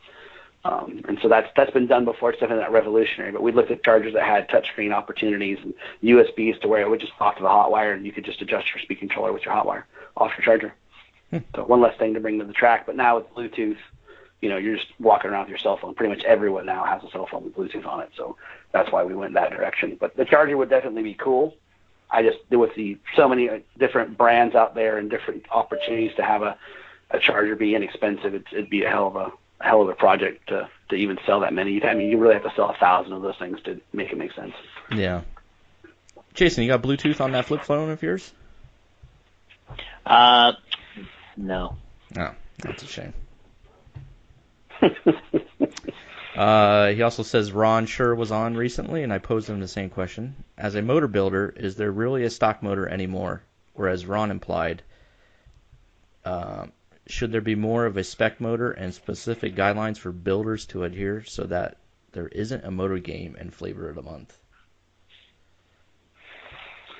Yeah, I saw this question and kind of pondered it before I came on. So I have a slightly different outlook that's probably not as popular as everyone else's, and I kind of disagree with Ron a little bit. And I have a lot of respect for those guys and Ron himself as well. And I think for me, I don't call stock anymore because there's just not anything stock about them for the most part. Even the cars are not stock. I refer to them as spec classes. And so when it comes to, say, 17.5 two-wheel buggy, quote-unquote stock buggy, that for me is just a spec class because there are certain specs that have to be met for the car to be legal. And so with today's motors, there are certain rules that give physical dimensions. That makes them spec. But the problem I have with it right now is that there's too many variations that you can find in the market that don't necessarily represent the motor from, motor A to motor B to motor C. There's small caveats that just slightly change things. So, for example, I know one of the things that Ron mentioned was having a lot more dimensional guidelines or specifics as far as like stack and length and rotor dimensions and things like this, and all of those I agree with. Where it loses me is that there's certain things that you can't control. And so if it was me and I had the magic wand and the spear of destiny to control what spec racing was going to look like, I would actually do this. And so I would try to eliminate anything I couldn't control and then control the things that I could. And one of the things right now that if anybody's into RC at all is already up to speed on is the motor wire being an issue as far as being too thick and why this motor's got such low resistance when this one has this one, that, and the other thing. And so I'm not getting into that argument in particular, but I would be able to eliminate by doing this. have a minimum resistance spec, so something I can measure on the motor. I don't care what size wire you use. I don't care how you get there. I don't care if it's copper wire, aluminum wire, steel wire, whatever the wire is. Just get it to the minimum resistance and no lower. And then it just has to be a 17.5, which I can measure with an inductance meter. So I can verify with 2 meters, a resistance, in other words, a meg motor and a inductance meter. I can verify that it's indeed a 17.5, and I can also verify that the resistance meets the minimum spec. And that way it eliminates all these random things. Because then, for example, a 17.5 has to have 2 strands of wire right now by the rules. But if I get rid of that rule and give it to a spec where the motor just has to say be no lower than 18 mega ohms, and you can use whatever wire you want to get there. I don't care what it is, as long as you get there. It just can't be below 18.0. And if it is, it fails. And that would be the reason for this is that at the track level, you can get an MMS meter for $200 and measure resistance, and you can do that while while the motor's in the car. And then, for example, if you think there's still an issue, you can have the other guy pull the motor out of the car, and then check inductance. And so to properly do that, you really have to remove the rotor from the motor, but you can still check it relatively easy. You don't have to tear anything apart. You can just check it. And so for, say, less than $400 or $500, even Roar or that particular track, if they really want to take it serious, can essentially, with a pair of calipers and those 2 meters, spec the motor.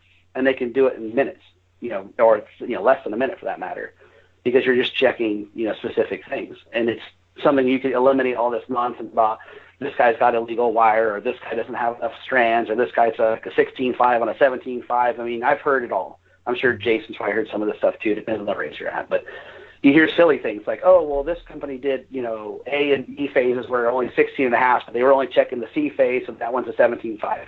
I've heard silly things like that, for example, where they say the motor's a 16.5 on leg A and leg B, but this 17.5 on leg C. I mean, who does that? I don't have time for that stuff, but I mean, I've heard those rumors, and anytime you hear rumors, unfortunately, there's some truth to them. And so one of those things you could do is just make specs for the motor that literally will just not matter anymore. If you want to make the resistance and at some point be the resistance, and here's the number, 17.5s or 18.0s, 13.5s or 14.0s, and 10.5s or 11.0, whatever that minimum resistance number is. The Roar could just basically say, I don't care how you get there, what materials you use to get there, just get there. Mm-hmm. Because at that point, it's up to the manufacturers to choose the best materials or the best strategy to get there, just like F1 or just like any other form of racing at that point. Because we make too many mistakes that we've made in the past. Like batteries, for example. One of the things that everyone knows about stock racing is charging at 40 amps and discharging at 40 amps or 70 amps, depending on who you talk to. And while I don't like that we're having to go there, I can also tell you firsthand that if you don't do it, you're off pace. I mean, if you've never done it and all of a sudden you go do it, your car's just at a different level. So if that's the case, now we're requiring stock/spec racers to go spend $400 on a charger, a resistor bank, and a DC power supply just to be remotely on pace. And I think that's completely counterintuitive to a spec class to begin with. So one of the suggestions I made to Roar years ago was that if you're at a race like this and there's spec racing, do not allow a charger on the table that goes over 80 watts, which is on a 2S pack is up to no more than 8 amps. Monkey's Dead show's over. We're done here. We don't have to spec anything. I don't have to worry about this guy charging at 40 amps or doing something unsafe. He's not allowed to have the charger in the pits. And if that charger shows up, disqualify him, throw him out. But now you're talking about chargers that are $40 all day long, which is what spec racing was supposed to be. It's supposed to be an affordable alternative to bring new racers to the track. And no one wants to come to the track right now and go drop $500 on a charger, $100 on 2 packs each, and then, do some crazy, unsafe, ridiculous stuff and hope that the car goes fast still. And oh, by the way, my stock buggy needs, pucks and narrowed gears and ceramic bearings and titanium parts and all this stuff. And you just financially shot, majority of people out of the hobby, right? Without even getting started. Yeah. I love on-road racing, for example. I love watching it. I suck at driving it, but I love watching it. I like watching F1, for example. But when you look at the RC alternatives to those things, there's no inexpensive, get yourself entry-level touring car kit. You're in $600 into a car. That's just a car. And they're so complicated now that you need to have an engineering degree to even remotely understand what you're doing to the car. Back when touring cars started, and Jason can probably remember this stuff, it was the Street Weapon, the Losi Triple XS, the TC3, the TC4. They were all plastic molded cars, and they were like $300. This, still relatively affordable in the genre of RC racing. But now you're looking at $500 or $600 for an X-Ray or a Hot Bodies or whatever the latest on-road cars, the Automatics, and That's a hell of a pill to swallow just to get a hobby, to get started into a hobby. That's a lot. And that's why the Slashes did so well when they got dropped. You're into a Slash for $200, and you're out there mobbing on the track with it. So for me, if I change the rules, stock racing would be genuinely just that. You would not be allowed to run any aftermarket parts on the car unless they came with the kit. So, for example, Losie's got their SR kit. Well, that's what you get to run. If Losi, Associates got their B6.1, that's how you run the car. If they weren't parts that came in the kit, you don't get to run it. Yep. Same with Yokomo. You run the YC2 DPM Mayfield Edition, guess what you get to run? Whatever's in the car. That's it. No lightened gears, no ceramic bearings. I mean, you can't control bearings, so let those roll, whatever, but that's what I'm getting at is if you want it to be genuinely stock, race stock. Because now you're basically having an issue where each individual manufacturer, whether it's the car, the tires, the battery companies, all this stuff, they realize that they're going to have to, deal with the leveling playing field. If they genuinely want the sales, they have to have a genuinely better product. There's a reason why Losi came out with a stock buggy, because they know stock's huge. Associates never really had to do that because their cars genuinely are really, really good just from the box. So they've already been doing that stuff. But when Losi had the first, last buggy, I can't remember what version they're on now, 3 or 4, but that car in stock it was struggling. So they realized, hey, we could put a couple parts in this car, release a new kit, and genuinely bring in some stock racers on a car that's definitely meant for this class, and then the sales were really good for it. And it shows you that in a free market, which is luckily what we have here, if it works, it sells. And if you want to, have a class to step up from that, go back to super stock. Now you can run narrowed gears and pucks and all the other crazy upgrade parts because now you're probably going to deal with racers who've already been vested in the hobby. They're looking to take that next step. Because let's be honest, too, modified is extremely fast. The mod cars that we're racing now are nowhere near what the mod cars were racing in the 90s or the early 2000s. As soon as things got to where we're at with the batteries are so good, the brushless motors are so good, these things are land rockets. Look at the on-road guys. They're hitting 60, 70, 80 miles an hour on the track with a 4-turn with turbo and boost. They're blowing the Kevlar belts out of the tires because the cars are going so fast. That's insane. Christ. Where $40 a set on the on-road cars, and if you run them a second time, you're a second a lap off a pace. So that's not really, affordable or repeatable for the average Joe racer. So for me, if I was, running the country or running the Roar or whatever you want to call it, I would actually make stock. If it didn't come with the car, you don't get to run the car. You don't get to run the parts. The Roar. The Roar. I think you just touched on James' question, too. He was asking your view on the industry in whole, in the hobby. What's wrong, what's good, what needs to be improved. I think you... Well, I mean, that's one facet of it. I mean, yeah. Obviously, we're on a limited schedule, but there's other things that I find somewhat frustrating, and I'm probably going to get a lot of heat for this, but that's okay. I can deal with it. It's one of those things I think there's too many people that are sponsored. Old school, or old, depending on how you want to cut that sound clip off, and it's one of those things where getting sponsored back in the days was a total different, thing back then. I mean, I remember racing in the early 2000s and doing relatively well and making a couple of Mod A mains and, say, Stadium Truck. And I still had no sponsors, nothing. I think my first genuine sponsor offer was a 50 from Proline from Scott Hughes when I out-qualified him at the Golden State Off-Road Champs. But I had to out-qualify him. So it's like there was 80 guys there. I just had a fantastic, all the stars aligned at that particular race, and I did really, really well. But that was just, a 50 offer back then, which is still back then amazing because it was Proline. So it's one of those things where now it seems like if anybody's got a decent resume, they have a chance to get sponsorship they might not necessarily understand or even deserve. And the worst part is, for me as a team manager, is they don't necessarily realize that it's a job. Your job as a team driver is to promote the product and make sure that the customers are buying these things. Mm-hmm. And so when they don't understand that aspect of it, like race reports, for example, I'm sure this might be even an issue for Jason he can relate to, is that, oh, yeah, did this and did that, and then they post on social media and they think that's a race report. And it's like, I need something tangible that I can turn around and then put on Tekins or Protex, social media page so we get the return on investment for giving you these thousands of dollars worth of product. That's why you get guys like J.R. Mitch and Ryan Lutz and Adam Drake they understand that aspect of the job. Those guys do a phenomenal job on social media posting for all their sponsors. And they get it. They understand that there's a part to that. And it seems like a lot of the guys either coming up or just as general racers at the club level think that they deserve these things. And unfortunately don't realize that there's something in the backside of it they don't understand is there. It's required. It's I think because of the sponsorships being kind of out of control, that the dealers are starting to struggle making ends meet, which is why we're seeing more and more tracks close. And what was the last one that was a big noisemaker was Scott Speed RC. That was one of the things that he touched on as well. That it's hard to make any money when everyone's showing up with product that they ordered online from their sponsor. The shop needs to make those sales. Tires, bodies, wheels, consumable items, fuel, glow plugs. And if everyone's sponsored by a fuel company or a tire company or a glow plug company or hell, even a car company at that point, there's nothing for them to sell. All they can do is sell race entries, which is then they're forced to make a race entry instead of $15 a class. Now it's $20 or $30 a class. And I've seen tracks do that. And I'm sure Jason has as well. And there's a huge pushback on it. So it's like it takes, I think the overhead on the track when I ran, it might have been, say, $5 or $6 grand a month. Track, rent, power, utilities, the whole nine. So let's call it $6 grand. Do the math on the entries really quick. I've got to have 400 entries basically a month just to pay the overhead, let alone pay myself. Let alone spend a bunch of money on advertising or something like that. And so OCRC does a really good job of that. They're probably one of the best in the industry at doing those things, which is they're promoting all over the place and they're doing those things, and they have the ability to do those things because they have such a strong club racer base that genuinely spends their money at the track. That's awesome. I mean, they have that level of customer support at the track with Jackie and all those guys doing those things, and that's why that works there. I mean, they also have a huge population base to pull from.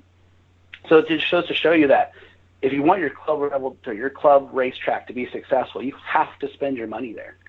There's no way around it. If you don't spend your money there, it will not be there 6 months or a year from now. It just doesn't work financially.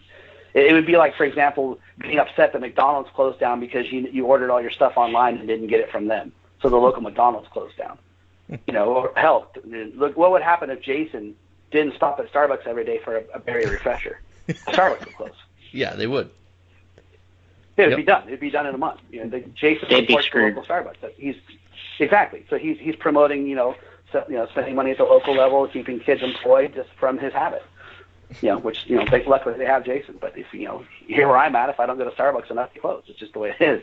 Yeah. So probably a long-winded question. I apologize for. But I mean, I think it's, in my opinion, the sponsorship's kind of gotten out of hand, where even the aura about being sponsored has kind of been tarnished. Yeah. Being sponsored back in the day meant you were like legit somebody. You really didn't, like, for example, Matt Francis. Matt Francis did not have to introduce himself when he showed up to a track. No. He was one of those, one of the guys. He was one of the rock stars of RC back then. Same with Ken Mold, Drake, even Jason at some point. He didn't have to introduce himself. Dude, that's Jason Ruona. How do you know that? Do you not pay attention to the magazines? I mean, do you not know who that guy is? It's, the guys were on the box art back then. They were on the LRP boxes back then. And we've gotten away from that.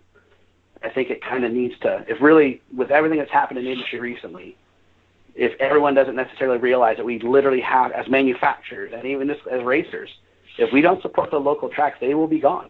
In which case you will start seeing manufacturers go away as well. Jason can't sell race tires unless there's race tracks to race them on. I know for a fact he's very aware of that, which is why he does such a great job supporting the tracks. I can tell you that from firsthand.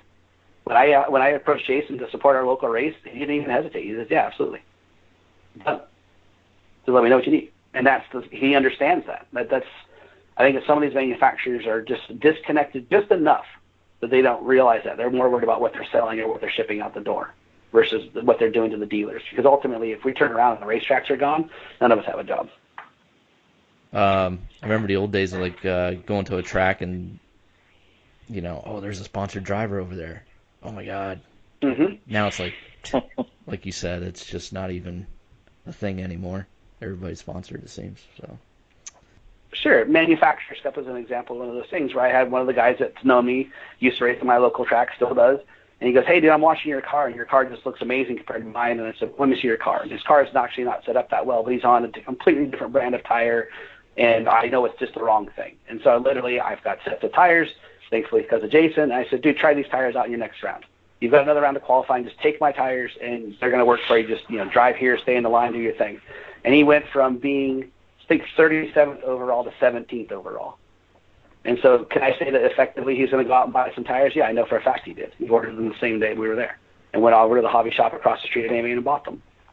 And that's the kind of stuff that, as a team driver, we need to see all the time. even as a track owner, I didn't give him my tires. Like, he didn't ask me to buy my tires. He went over to the hobby shop and purchased them. Yeah. Now that track is going to get the sales from that, and so does Jason. That's how that's supposed to work as a driver, and we've just gotten away from it, unfortunately. Well, absolutely. You got any more lighthearted questions like this? Here's more an easy. positive, man. Help me out here. Well, here you go. How many sugars do you put in your coffee? There you go. How many sugars do I? Okay, so if you do know me at all, I'm kind of a coffeeholic. So I am a 2 creams and 2 sugars guy. Okay. With ice too. Oh, I prefer cold coffee over hot coffee. Ah. Yeah, so if you're ever looking to bribe me at a racetrack, I will be happy to take a ice cold latte with 2 creams and 2 sugars, and not from Starbucks, actually. And where's it from? I'm an anti-Starbucks guy. I will take it from anywhere but Starbucks, man. I just don't like Starbucks. It's a political thing, which we don't do on this podcast. Take that, Jason. I know. I'm sure there's some definite things I agree with there, but I don't. I try not to get too. It's a different podcast. Yeah. It's a different podcast. And I know Don't nothing. do it. I know zero about politics, so we're not going there. No, Jason's a businessman. He knows exactly where I'm coming from. I have no doubt that we probably see eye to eye on quite a few things. We, of course, are both smart enough to just leave it where it sits. Just leave it alone. All right. So. How does Randy Pike go so fast? Tekin. Tekin and J Concept. Tekin and J Concept tires. Yeah, that's done. Next question. It's a great combo. 1/8 scale wings. Not just for looks. Oh, bastards. You guys are rude. So again, if you follow me at all, or just happen to catch the race report, because Jason was awesome posting it up, but left this part out, so thanks to Jason for this, but someone brought it up. So I was obviously TQ in both classes, 40 over and open e-buggy, and on, I can't even remember now, the second or third lap, I managed to get hit from behind pretty hard, and it basically pulled the wing mount off my car. Unbeknownst to me, I realized after a couple of laps and a couple more turns that it just starts slowly turning to be parallel with the car, which is not productive for the wing. And I have not had the pleasure of driving an 8 scale without a wing, or let alone with one facing the wrong direction. Yeah. But for those of you that are curious, I can definitely tell you that it sucks. And I do not recommend it at all. I still managed to get third in the class. I only fell behind about 4 or 5 seconds over the entire main. And it was even funny because I was talking to Mayfield about this after the race, and I said, I almost drove it over to you to have you rip it off because he was marshalling my race. He said, dude, it wouldn't have mattered. You can't really just pull them off. And he said, then it would have made it worse. I was like, you can get worse than that? He goes, yeah, it can get worse than that when they're gone completely. And then he promptly made fun of me for not having the new one-piece wing mount. So, pay attention to what you're racing, because apparently my problem would have been solved with an updated wing mount. Go figure. Oh. No, well. I had the wing fall off my RC10 at the Nationals in 1991. I was so pissed. Really? Huh. And how was that to drive? It sucked. Yeah. I thought I was going to be able to kind of get around it, but there wasn't even that big of jumps on the track at that time. And they had this tabletop, and I remember the tabletop comes at you, and I remember the car like just nosing over this thing. Mm-hmm. And, and it was the time probably too when the track was really good, and I got like a good start, and my wing just fell off. I was so mad. Because I was only been racing like a year, so I was like, it was just like so into it. Your wing falls off in a qualifier at the Nats. You're just like, oh my gosh. You slap her. You know what's funny though? You do think you can drive it too. Yeah. You know what's weird is I actually just bumped into, I don't know where this was. Maybe it was in that scrapbook thing that I found at my parents', but there was a picture of all the results, and I think I was in my first Nationals, I was in the F main, I think, of 2-wheel. I think it was the F. And I looked at my time because I was just doing this the other day because I took a picture, and I was like I was only 13 seconds out of the A main at my first nationals. I was like, that's pretty damn good. And I don't even think I looked at it back then. I was in the F main. I was like, it sucks. F main. But yeah, I saw it and I was like, man, who knows what run counted? Maybe the one with my wing fell off. Maybe that was my best run too. Oh, damn. Could have made the A. Could have been somebody. Epic. That would have been epic. Yeah. Dang it. Some of these I should have started off at the beginning. The backstory of Tekin, how it got started, and oh boy, I don't know if we want to go into all that. Oh my God. The backstory of Tekin, that could be a long one as well. Yeah, I mean. Yeah, what happened to to the the original? original? Next episode. Yeah, what happened to the original Tekin company? How and why? Well, we can bring that next I mean, time since I'm the new co-host or whatever. We can go over that next round. Oh, that's right, Jason. I don't know if we told you, Jason. You've been kicked off. That's okay. You're right. Yeah, Jason don't care. He's like, great, I don't have to do this no more. Yeah, thanks. Yeah. It's gonna be brutal. You're out in the West Coast. I'm over here in the East, so it's gonna be hard syncing up. But yeah, could be difficult. Yeah, we'll make it happen. we might have to keep Jason for the on. fans. Jason, We'll do whatever it takes for the fans. I don't know if we can really let you go, Jason. You might have to stay on. I'm sorry. Oh man, Just for the fact that you're on the East Coast. couldn't get off the hook. Yeah, Matthew Housen, MBM podcast. Am I correct on that, Matthew Housen? Yeah. Yep. Why are you so awesome? Tekin and J Concepts. I answered that for you. Yeah, we've answered that question already. Yeah, Yep. and all his Thank other you very much. sponsors. Yeah. The Gen 2 speed controls have pretty much every feature I can think of. Is there anything to add on from here? There's always something to add on. We're always looking to improve on. Yeah, I mean, we're always looking to improve on some stuff. I mean, that's kind of what we do at Tekin. We release really strong and solid hardware to begin with when we release controllers, and then basically we will try to take advantage of that hardware for the longest period of time that we possibly can until the software kind of outgrows the hardware. And so there's a couple of controllers right now that are probably getting to that point. Some of them are still in their first generation, which is kind of amazing when you think about it because, for example, like the RSX, that controller is going on, I think it's 5th year as one of our modified elite controllers, yet it is still, with software updates, is relevant. It's still fast. So if you invested in a Tekin RSX 5 years ago, you still have a current, top-level performance speed controller that you paid once for. And so there's lots of things that traditionally you have to rev up to get the new software. You have to get the latest and greatest hardware to do those things. And so we're lucky at Tekin that we can kind of get access to the latest and greatest components, usually before everyone else gets them, just because of what we're tied to. So it does help. But yeah, there's definitely room for improvements on everything at some point. We've got data logging features, and we're always cleaning that stuff up. And obviously, like the mobile apps, obviously get access to those things. And so there's been definitely discussions on updating a couple of things hardware-wise on some of our controllers are starting to get long in the tooth. So you'll probably see some of that stuff later this year. Mobile app. See, Jason? Mobile app. Mm-hmm. I'm trying to get Jason to get the J Concept app out. All right. I have a good idea. If Jason wants an app, I've got an idea for his app. What's that? I can talk to him about it offline. Oh. Okay. Well, I don't know if it's offline. I mean, that's the members only podcast part that we were talking about earlier. That if you really want to get the dirt, then you have to pay a little bit extra to get the members only podcast. Members only. Yeah. The logo is just the jacket. Yeah, that'd be awesome. Yeah, that's awesome. Oh, it's happening. That's great.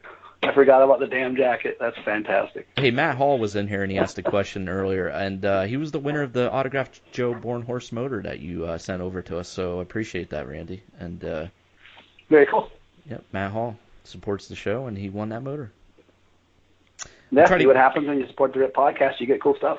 Yeah, absolutely. Try to get a picture from Matt of him with that motor. So, Matt, you got to send that over yet, bro. It's been a few months. It's hard to get It's hard. Yeah, That's that's the flip phone. yeah. It's hard to get pictures from these guys when they win prizes. So, but Matt Hall, he won that motor. Very cool. That's it, man. I think we got everything in here. I'm running out of AOL minutes, so we got to make it quick.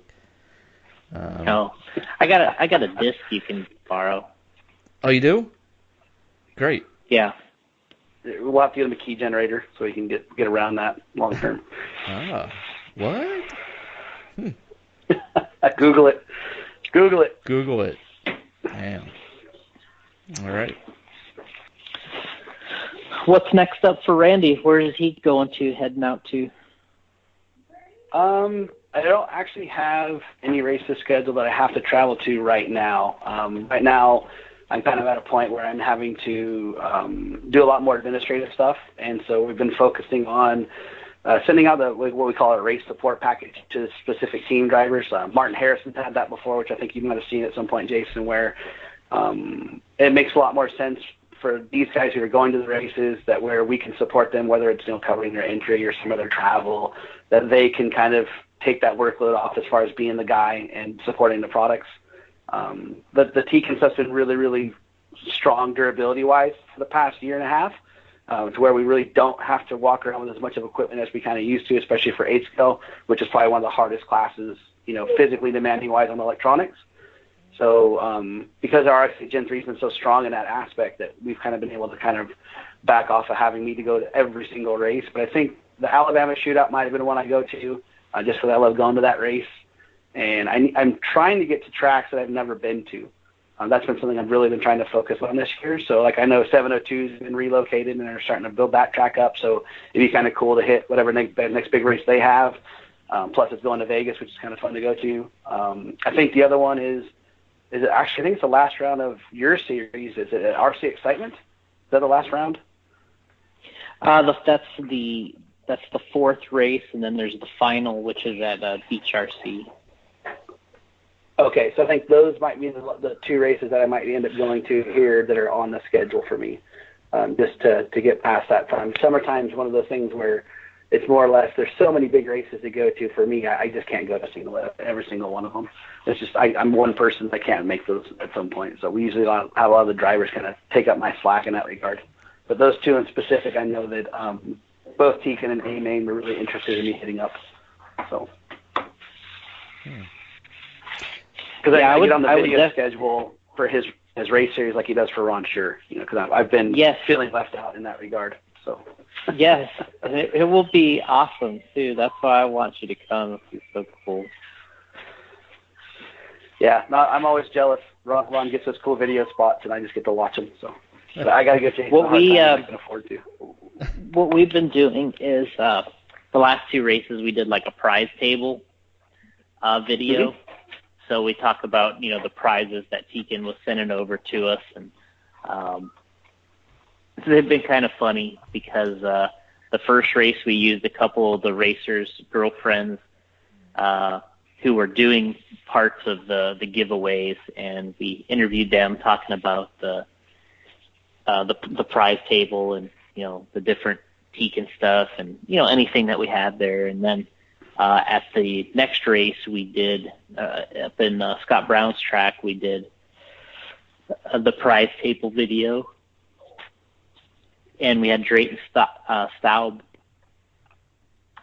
with me, and it was funny because I was like, hey, have you ever had this speed control? No. Yeah, I had one of those. That was cool. I used it in my 8-scale buggy, and it was kind of interesting because he had some of the Tekin stuff in his 8-scale stuff, and he had a little input on worked for him, and it was cool. Yeah, that's so it'd be nothing like it's sure. Yeah, it'd be nothing like getting Randy in there, but yeah, it'd be good. Yeah. Well, it's funny because like that speed controller in particular, I always use the RXA. It's one of those things where there's been lots of people who have ran that controller that shouldn't be, right? I mean, it's been in lots of cars where there just wasn't anything else working at the time, and so a lot of guys had experience with it. I mean, I'm to this day still trying to get Jason to run E-Truggy with me at any race. I don't care what race it is. as long as he and I get to run e-truggy in the same class, because that's probably the closest thing to like an electric monster truck that that you can just do. They're hilarious. Yeah, I would like to do that. Like, I think like an AMS or a Southern Nats or something like that. That would be good. We could battle. Yeah, I just got to get that on my bucket list. I got to check that box. So I got to race Gotti Jr. and I got to beat him this last weekend. So now to add to my bucket list, I've got to race Ruona and I've got to beat him. Yeah. So whatever that takes. So well, no, you got to watch what you do. He sponsors you, doesn't he? Yeah, I do. I got to beat the boss. That's how that works. Yeah. So. Yeah. You have a target on your back, Jason. Jason's just laughing. He's like, no chance. Yeah, I know. Yeah, honestly, I don't. Recently, I haven't been that stellar out there. Uh-oh. Last couple Super Cups I ran, I feel like the wheels were falling off a little bit. Oh boy. But you need some PEDs.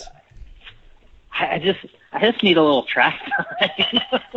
a little old fashioned wheel time kind of goes a long way. I think the next time I'm going to race one of our Super Cups is in August, and I think that should be a pretty good time. I need to run a little bit before that. It's just not. That way you can bring it. Yeah, there's nothing that replaces actual track time. You guys joke about like VRC and stuff like that, and I just tell them it's not the same. It's just not even close to the same thing. I've taken it about as far as you can go by not practicing or having any track time, and still in Florida anyway, turning in some kind of a result. But I've taken it about as far as I can go. Yeah, that was one of the things that the local guys were pretty pissed off about at April Fools. That those guys were there since Tuesday, and I rolled in there Thursday evening. I think I got one pack on each car, and it just slowly made changes and had some decent qualifiers, and ended up winning forward. I have 13-5, and those guys weren't even in the A main. There's a lot of local guys I've raced with forever, and those guys were just pissed. I mean, they're still pissed to this day that they were there for 2 additional days, and they just still didn't they weren't even close. Wow. So it's pretty funny that sometimes you get lucky and just show up cold turkey. I'm sure Jason's done it too, and it's like, oh yeah, everything kind of worked out. I'm good. Everyone spent their entire life there that whole week at the track and don't have anything to show for it. So I'm sure Jason will be fine. He just needs to let me know when the e-truggy class is on. That'll be a lot of fun cross promotion. Yeah, I mean, I think I've told people, I said one of the fastest RC cars I've ever raced was an e-truggy. I had the Tekins gear in it. It was at the Southern Nationals, and this is many years ago. I mean, this is like when that race started, so it was like maybe 2011, somewhere around there. And, I kept turning the thing down because it would come on the straightaway, and the tires would balloon so much in the front that you could control how much the truck steered with the throttle. That you'd come on the straightaway turning to the right, and then you'd want to turn into a section. And I got to the point where I could just say, if I wanted the truck to turn more, I just keep pulling the trigger for more throttle, and it just would balloon the tires and walk into the turn. And it was so fast. It was incredible. So fun to drive. And yeah, they're hilarious. And talk about that, the RX-8. I mean, the other day we had one of these trucks sitting at the shop, one of our old something, and I was telling Fred, I was like, yeah, I said maybe we should sell this truck. Like, I don't know that we're using it anymore or something. And it was a couple hours later, I walked by and I'm just like, where's all the electrical in this thing? He's like, oh, I took everything out. He's like, I'm going to put it in something else. All right. So he was like, he's in love with that RX-8 in his Flash 4x4. He's just like, man, that thing's treated him so well, and he's done really well with it. Likes it.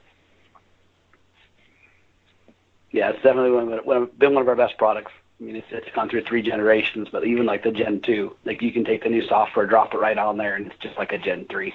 There's a slight hardware difference on the BEC, but for the most part, the controllers are identical, which is awesome because like you just literally upgraded your speed controller for free, which is rad.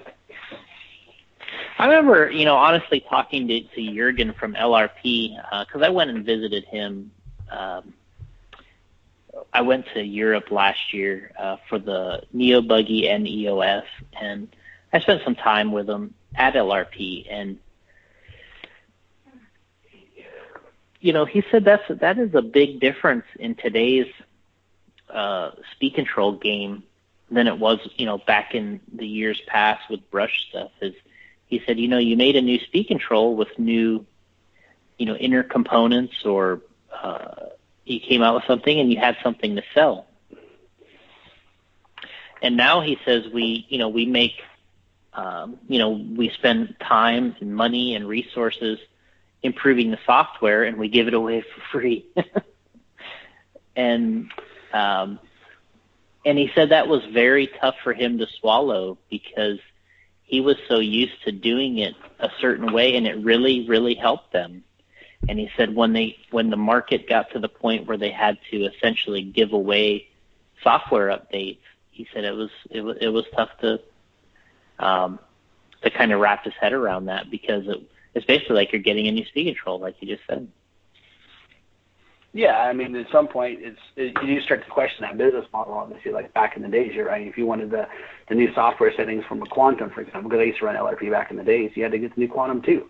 And then the Quantum 3. Mm-hmm. That's how it worked back then, because there was no updates that way. And it just seems like I kind of look at the cell phone market as a comparison. It's like, if you have a new iPhone, it usually lasts for 1 or 2 OS updates, and after that, the hardware is so antiquated that it can't run the new software. So you're stuck into buying new phones. And so just because of those analogies and that the way the markets are similar, that it's, you could definitely go back to the old way. I mean, financially speaking, hell, we'd love to. You'd be able to do that and go back, new software is a new controller. New sticker, new part number, you got to buy the new stuff. And I'm just not sure if the market would bear that today. I mean, it'd be a hell of a thing to try, but I don't know. It's hard to say, but obviously that was a big thing in those days. Indeed it was. So we talked about the races that you had coming up. We had some team driver stuff, and I don't know if Randy wants to give a shout out here to his supporters, sponsors. People that he represents. I mean, it's not a huge long list, but the guys I definitely appreciate having the support. Obviously, it's Tekins, one of the big ones. Jay Concepts is obviously a big one for me. I've always been a fan, and Jason knows that. When I've ran for other tire companies, and he was basically the first phone call for the most part that I made. And it's been great working with him and Paul and all the guys on the team for that stuff. A-Main and ProTech are a big help for me. Kendall Bennett and A-Main and Kevin Kaiser and A-Main have been huge as far as supporting me with what I'm doing and giving me the latitude to kind of help them get to where they've gotten. I do run Yokomo 10 scale cars as well. David Joy over at Avid, he's been sponsoring me ever since I can remember, and he's been pretty great support for us. MIP, Matt Olson and Eustace at MIP have been great. Cichlids Paint, Factory RC, and Imaginate Graphics are all my sponsors for 2018. And without them, obviously, we wouldn't be having as fun as we're having now. So I definitely appreciate their support. Excellent. Nice. Well, I appreciate you being on the show, Randy, and thanks for supporting the show, getting us prizes and stuff to give away. I really appreciate it. And we appreciate you having us on here. I mean, obviously, we get the return on those investments, 2 or 3 times over. So anything we can do to help you guys out, just let me know. Sweet. Yeah, definitely. All right. Randy Pike. Go over to Tekin. What's the website there? The TekinRacing.com. Yep, teamtekin.com. Go over there. With ProTech RC and A-Main.com. Yep. And if you need Randy to help you out, I know there was a question there, how to tune the speed control and stuff. Just message Randy and he'll get back to you. He'll help you out. Yeah, and they can shoot me emails at rpike@teamtegan.com. They can message me, obviously, on Facebook, and they can also check out my website, which has almost all my current setup sheets. I try to keep it up to date. Race reports and things, can subscribe to that as well, which is randypikerc.com. Oh, okay. I did not know that. So that's good. Yeah, I probably could do a better job of promoting it, but for the most part, I try to keep all my setup sheets on there active, latest news, certain downloads that I find interesting. I've got a setup sheet that kind of I use as a cheat sheet when I'm either high on tire sauce or just exhausted from the races. I kind of go back to and I used to do a tip of the week, which I've had to narrow down to tip of the month because tip of the week is a hell of a workload. I probably bit off more than I can chew at the time, but yeah, I try to post tips on there once a month, just specific little racer things. Jason does some of those things that are similar, and I try not to cross-populate with his stuff because it's really good as well. But there's a lot of information on that website, so check it out. Nice. All right, there you go, folks. Head over to Tekin, head over to Randy's site, show him some support, show him some love. Tell him the Ripcast sent you. Maybe he'll give you an autograph photo of himself then. No one's going to want that, man.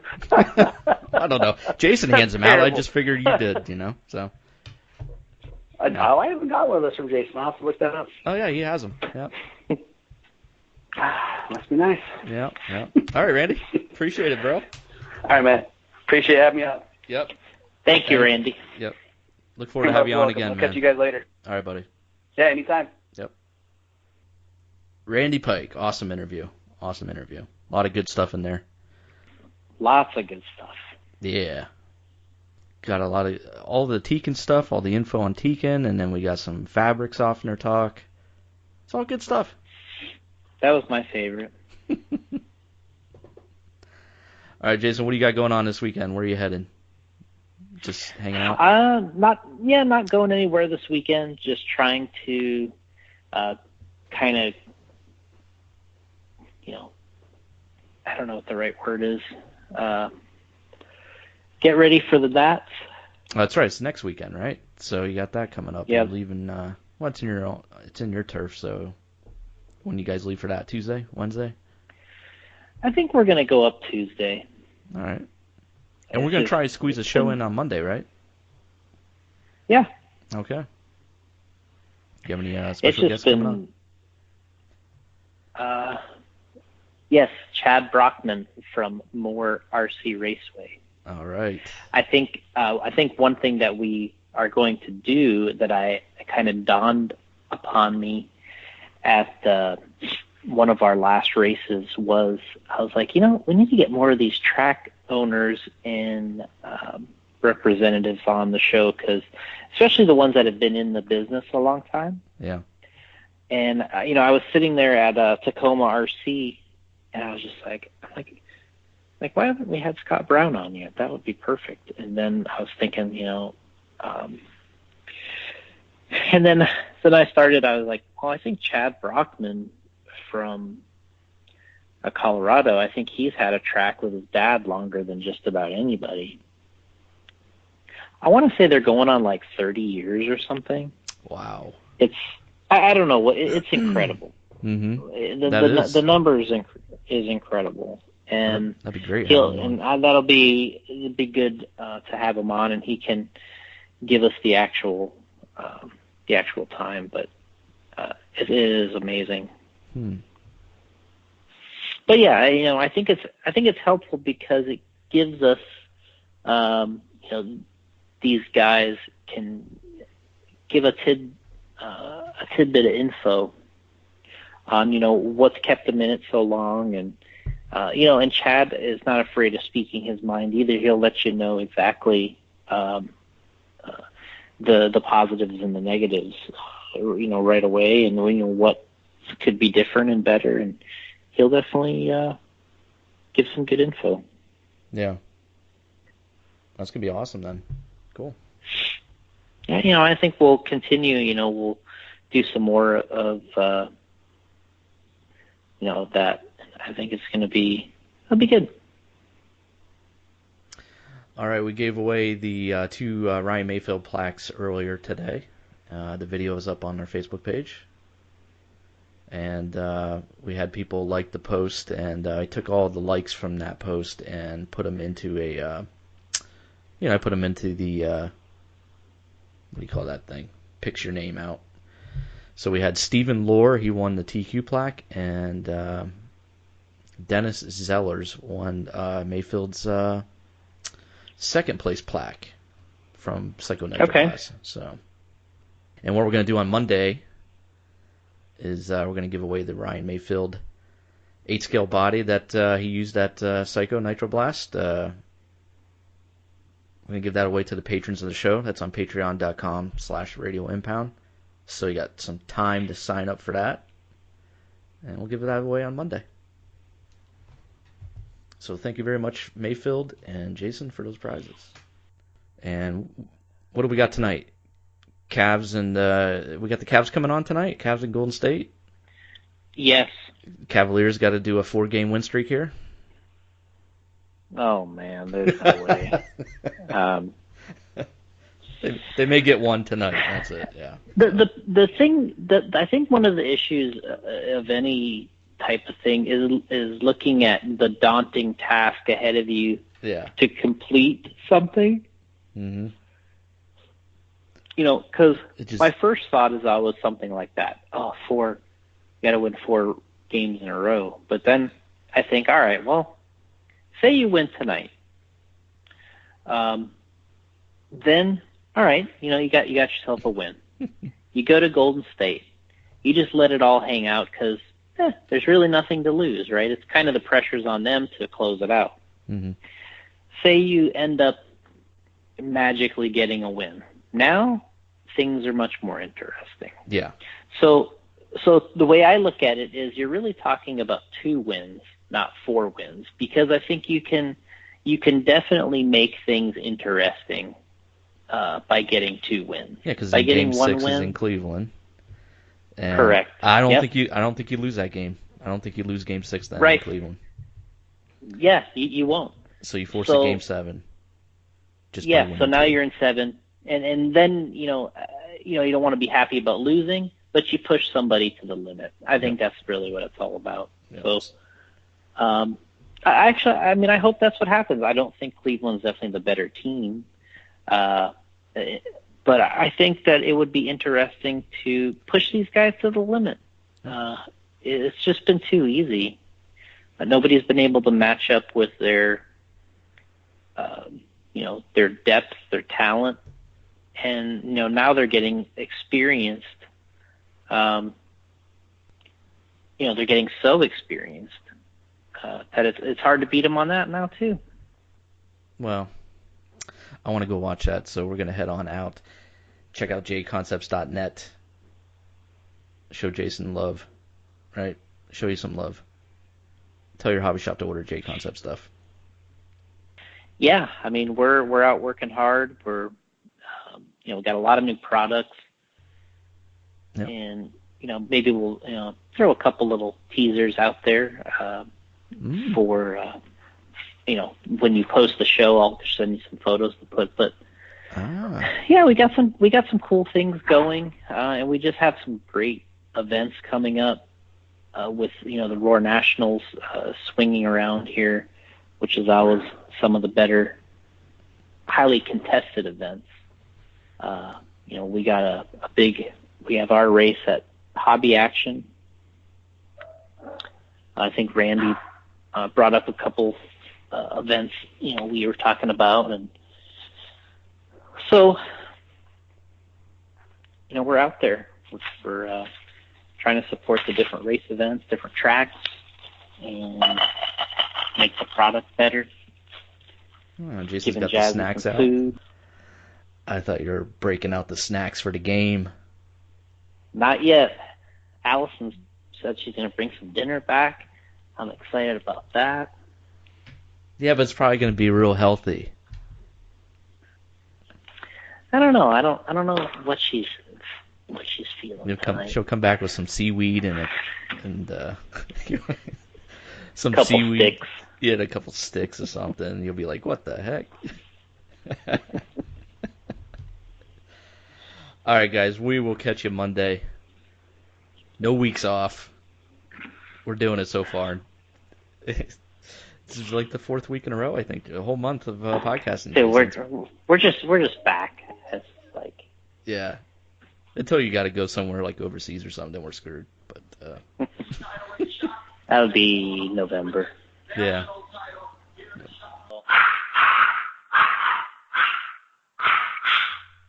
All right, on that note, we are out of here. See you Monday, guys. Thanks for joining us. Episode 175 with Randy Pike was a good one. Listen to it again and again and again. Just rewind it, go back, listen to it. It's awesome. And big thanks to Randy and Tekin. Yeah. Big thanks to Randy and Tekin. So he supports the show since the start, so appreciate it. All right, guys. We will see you next week. Later on.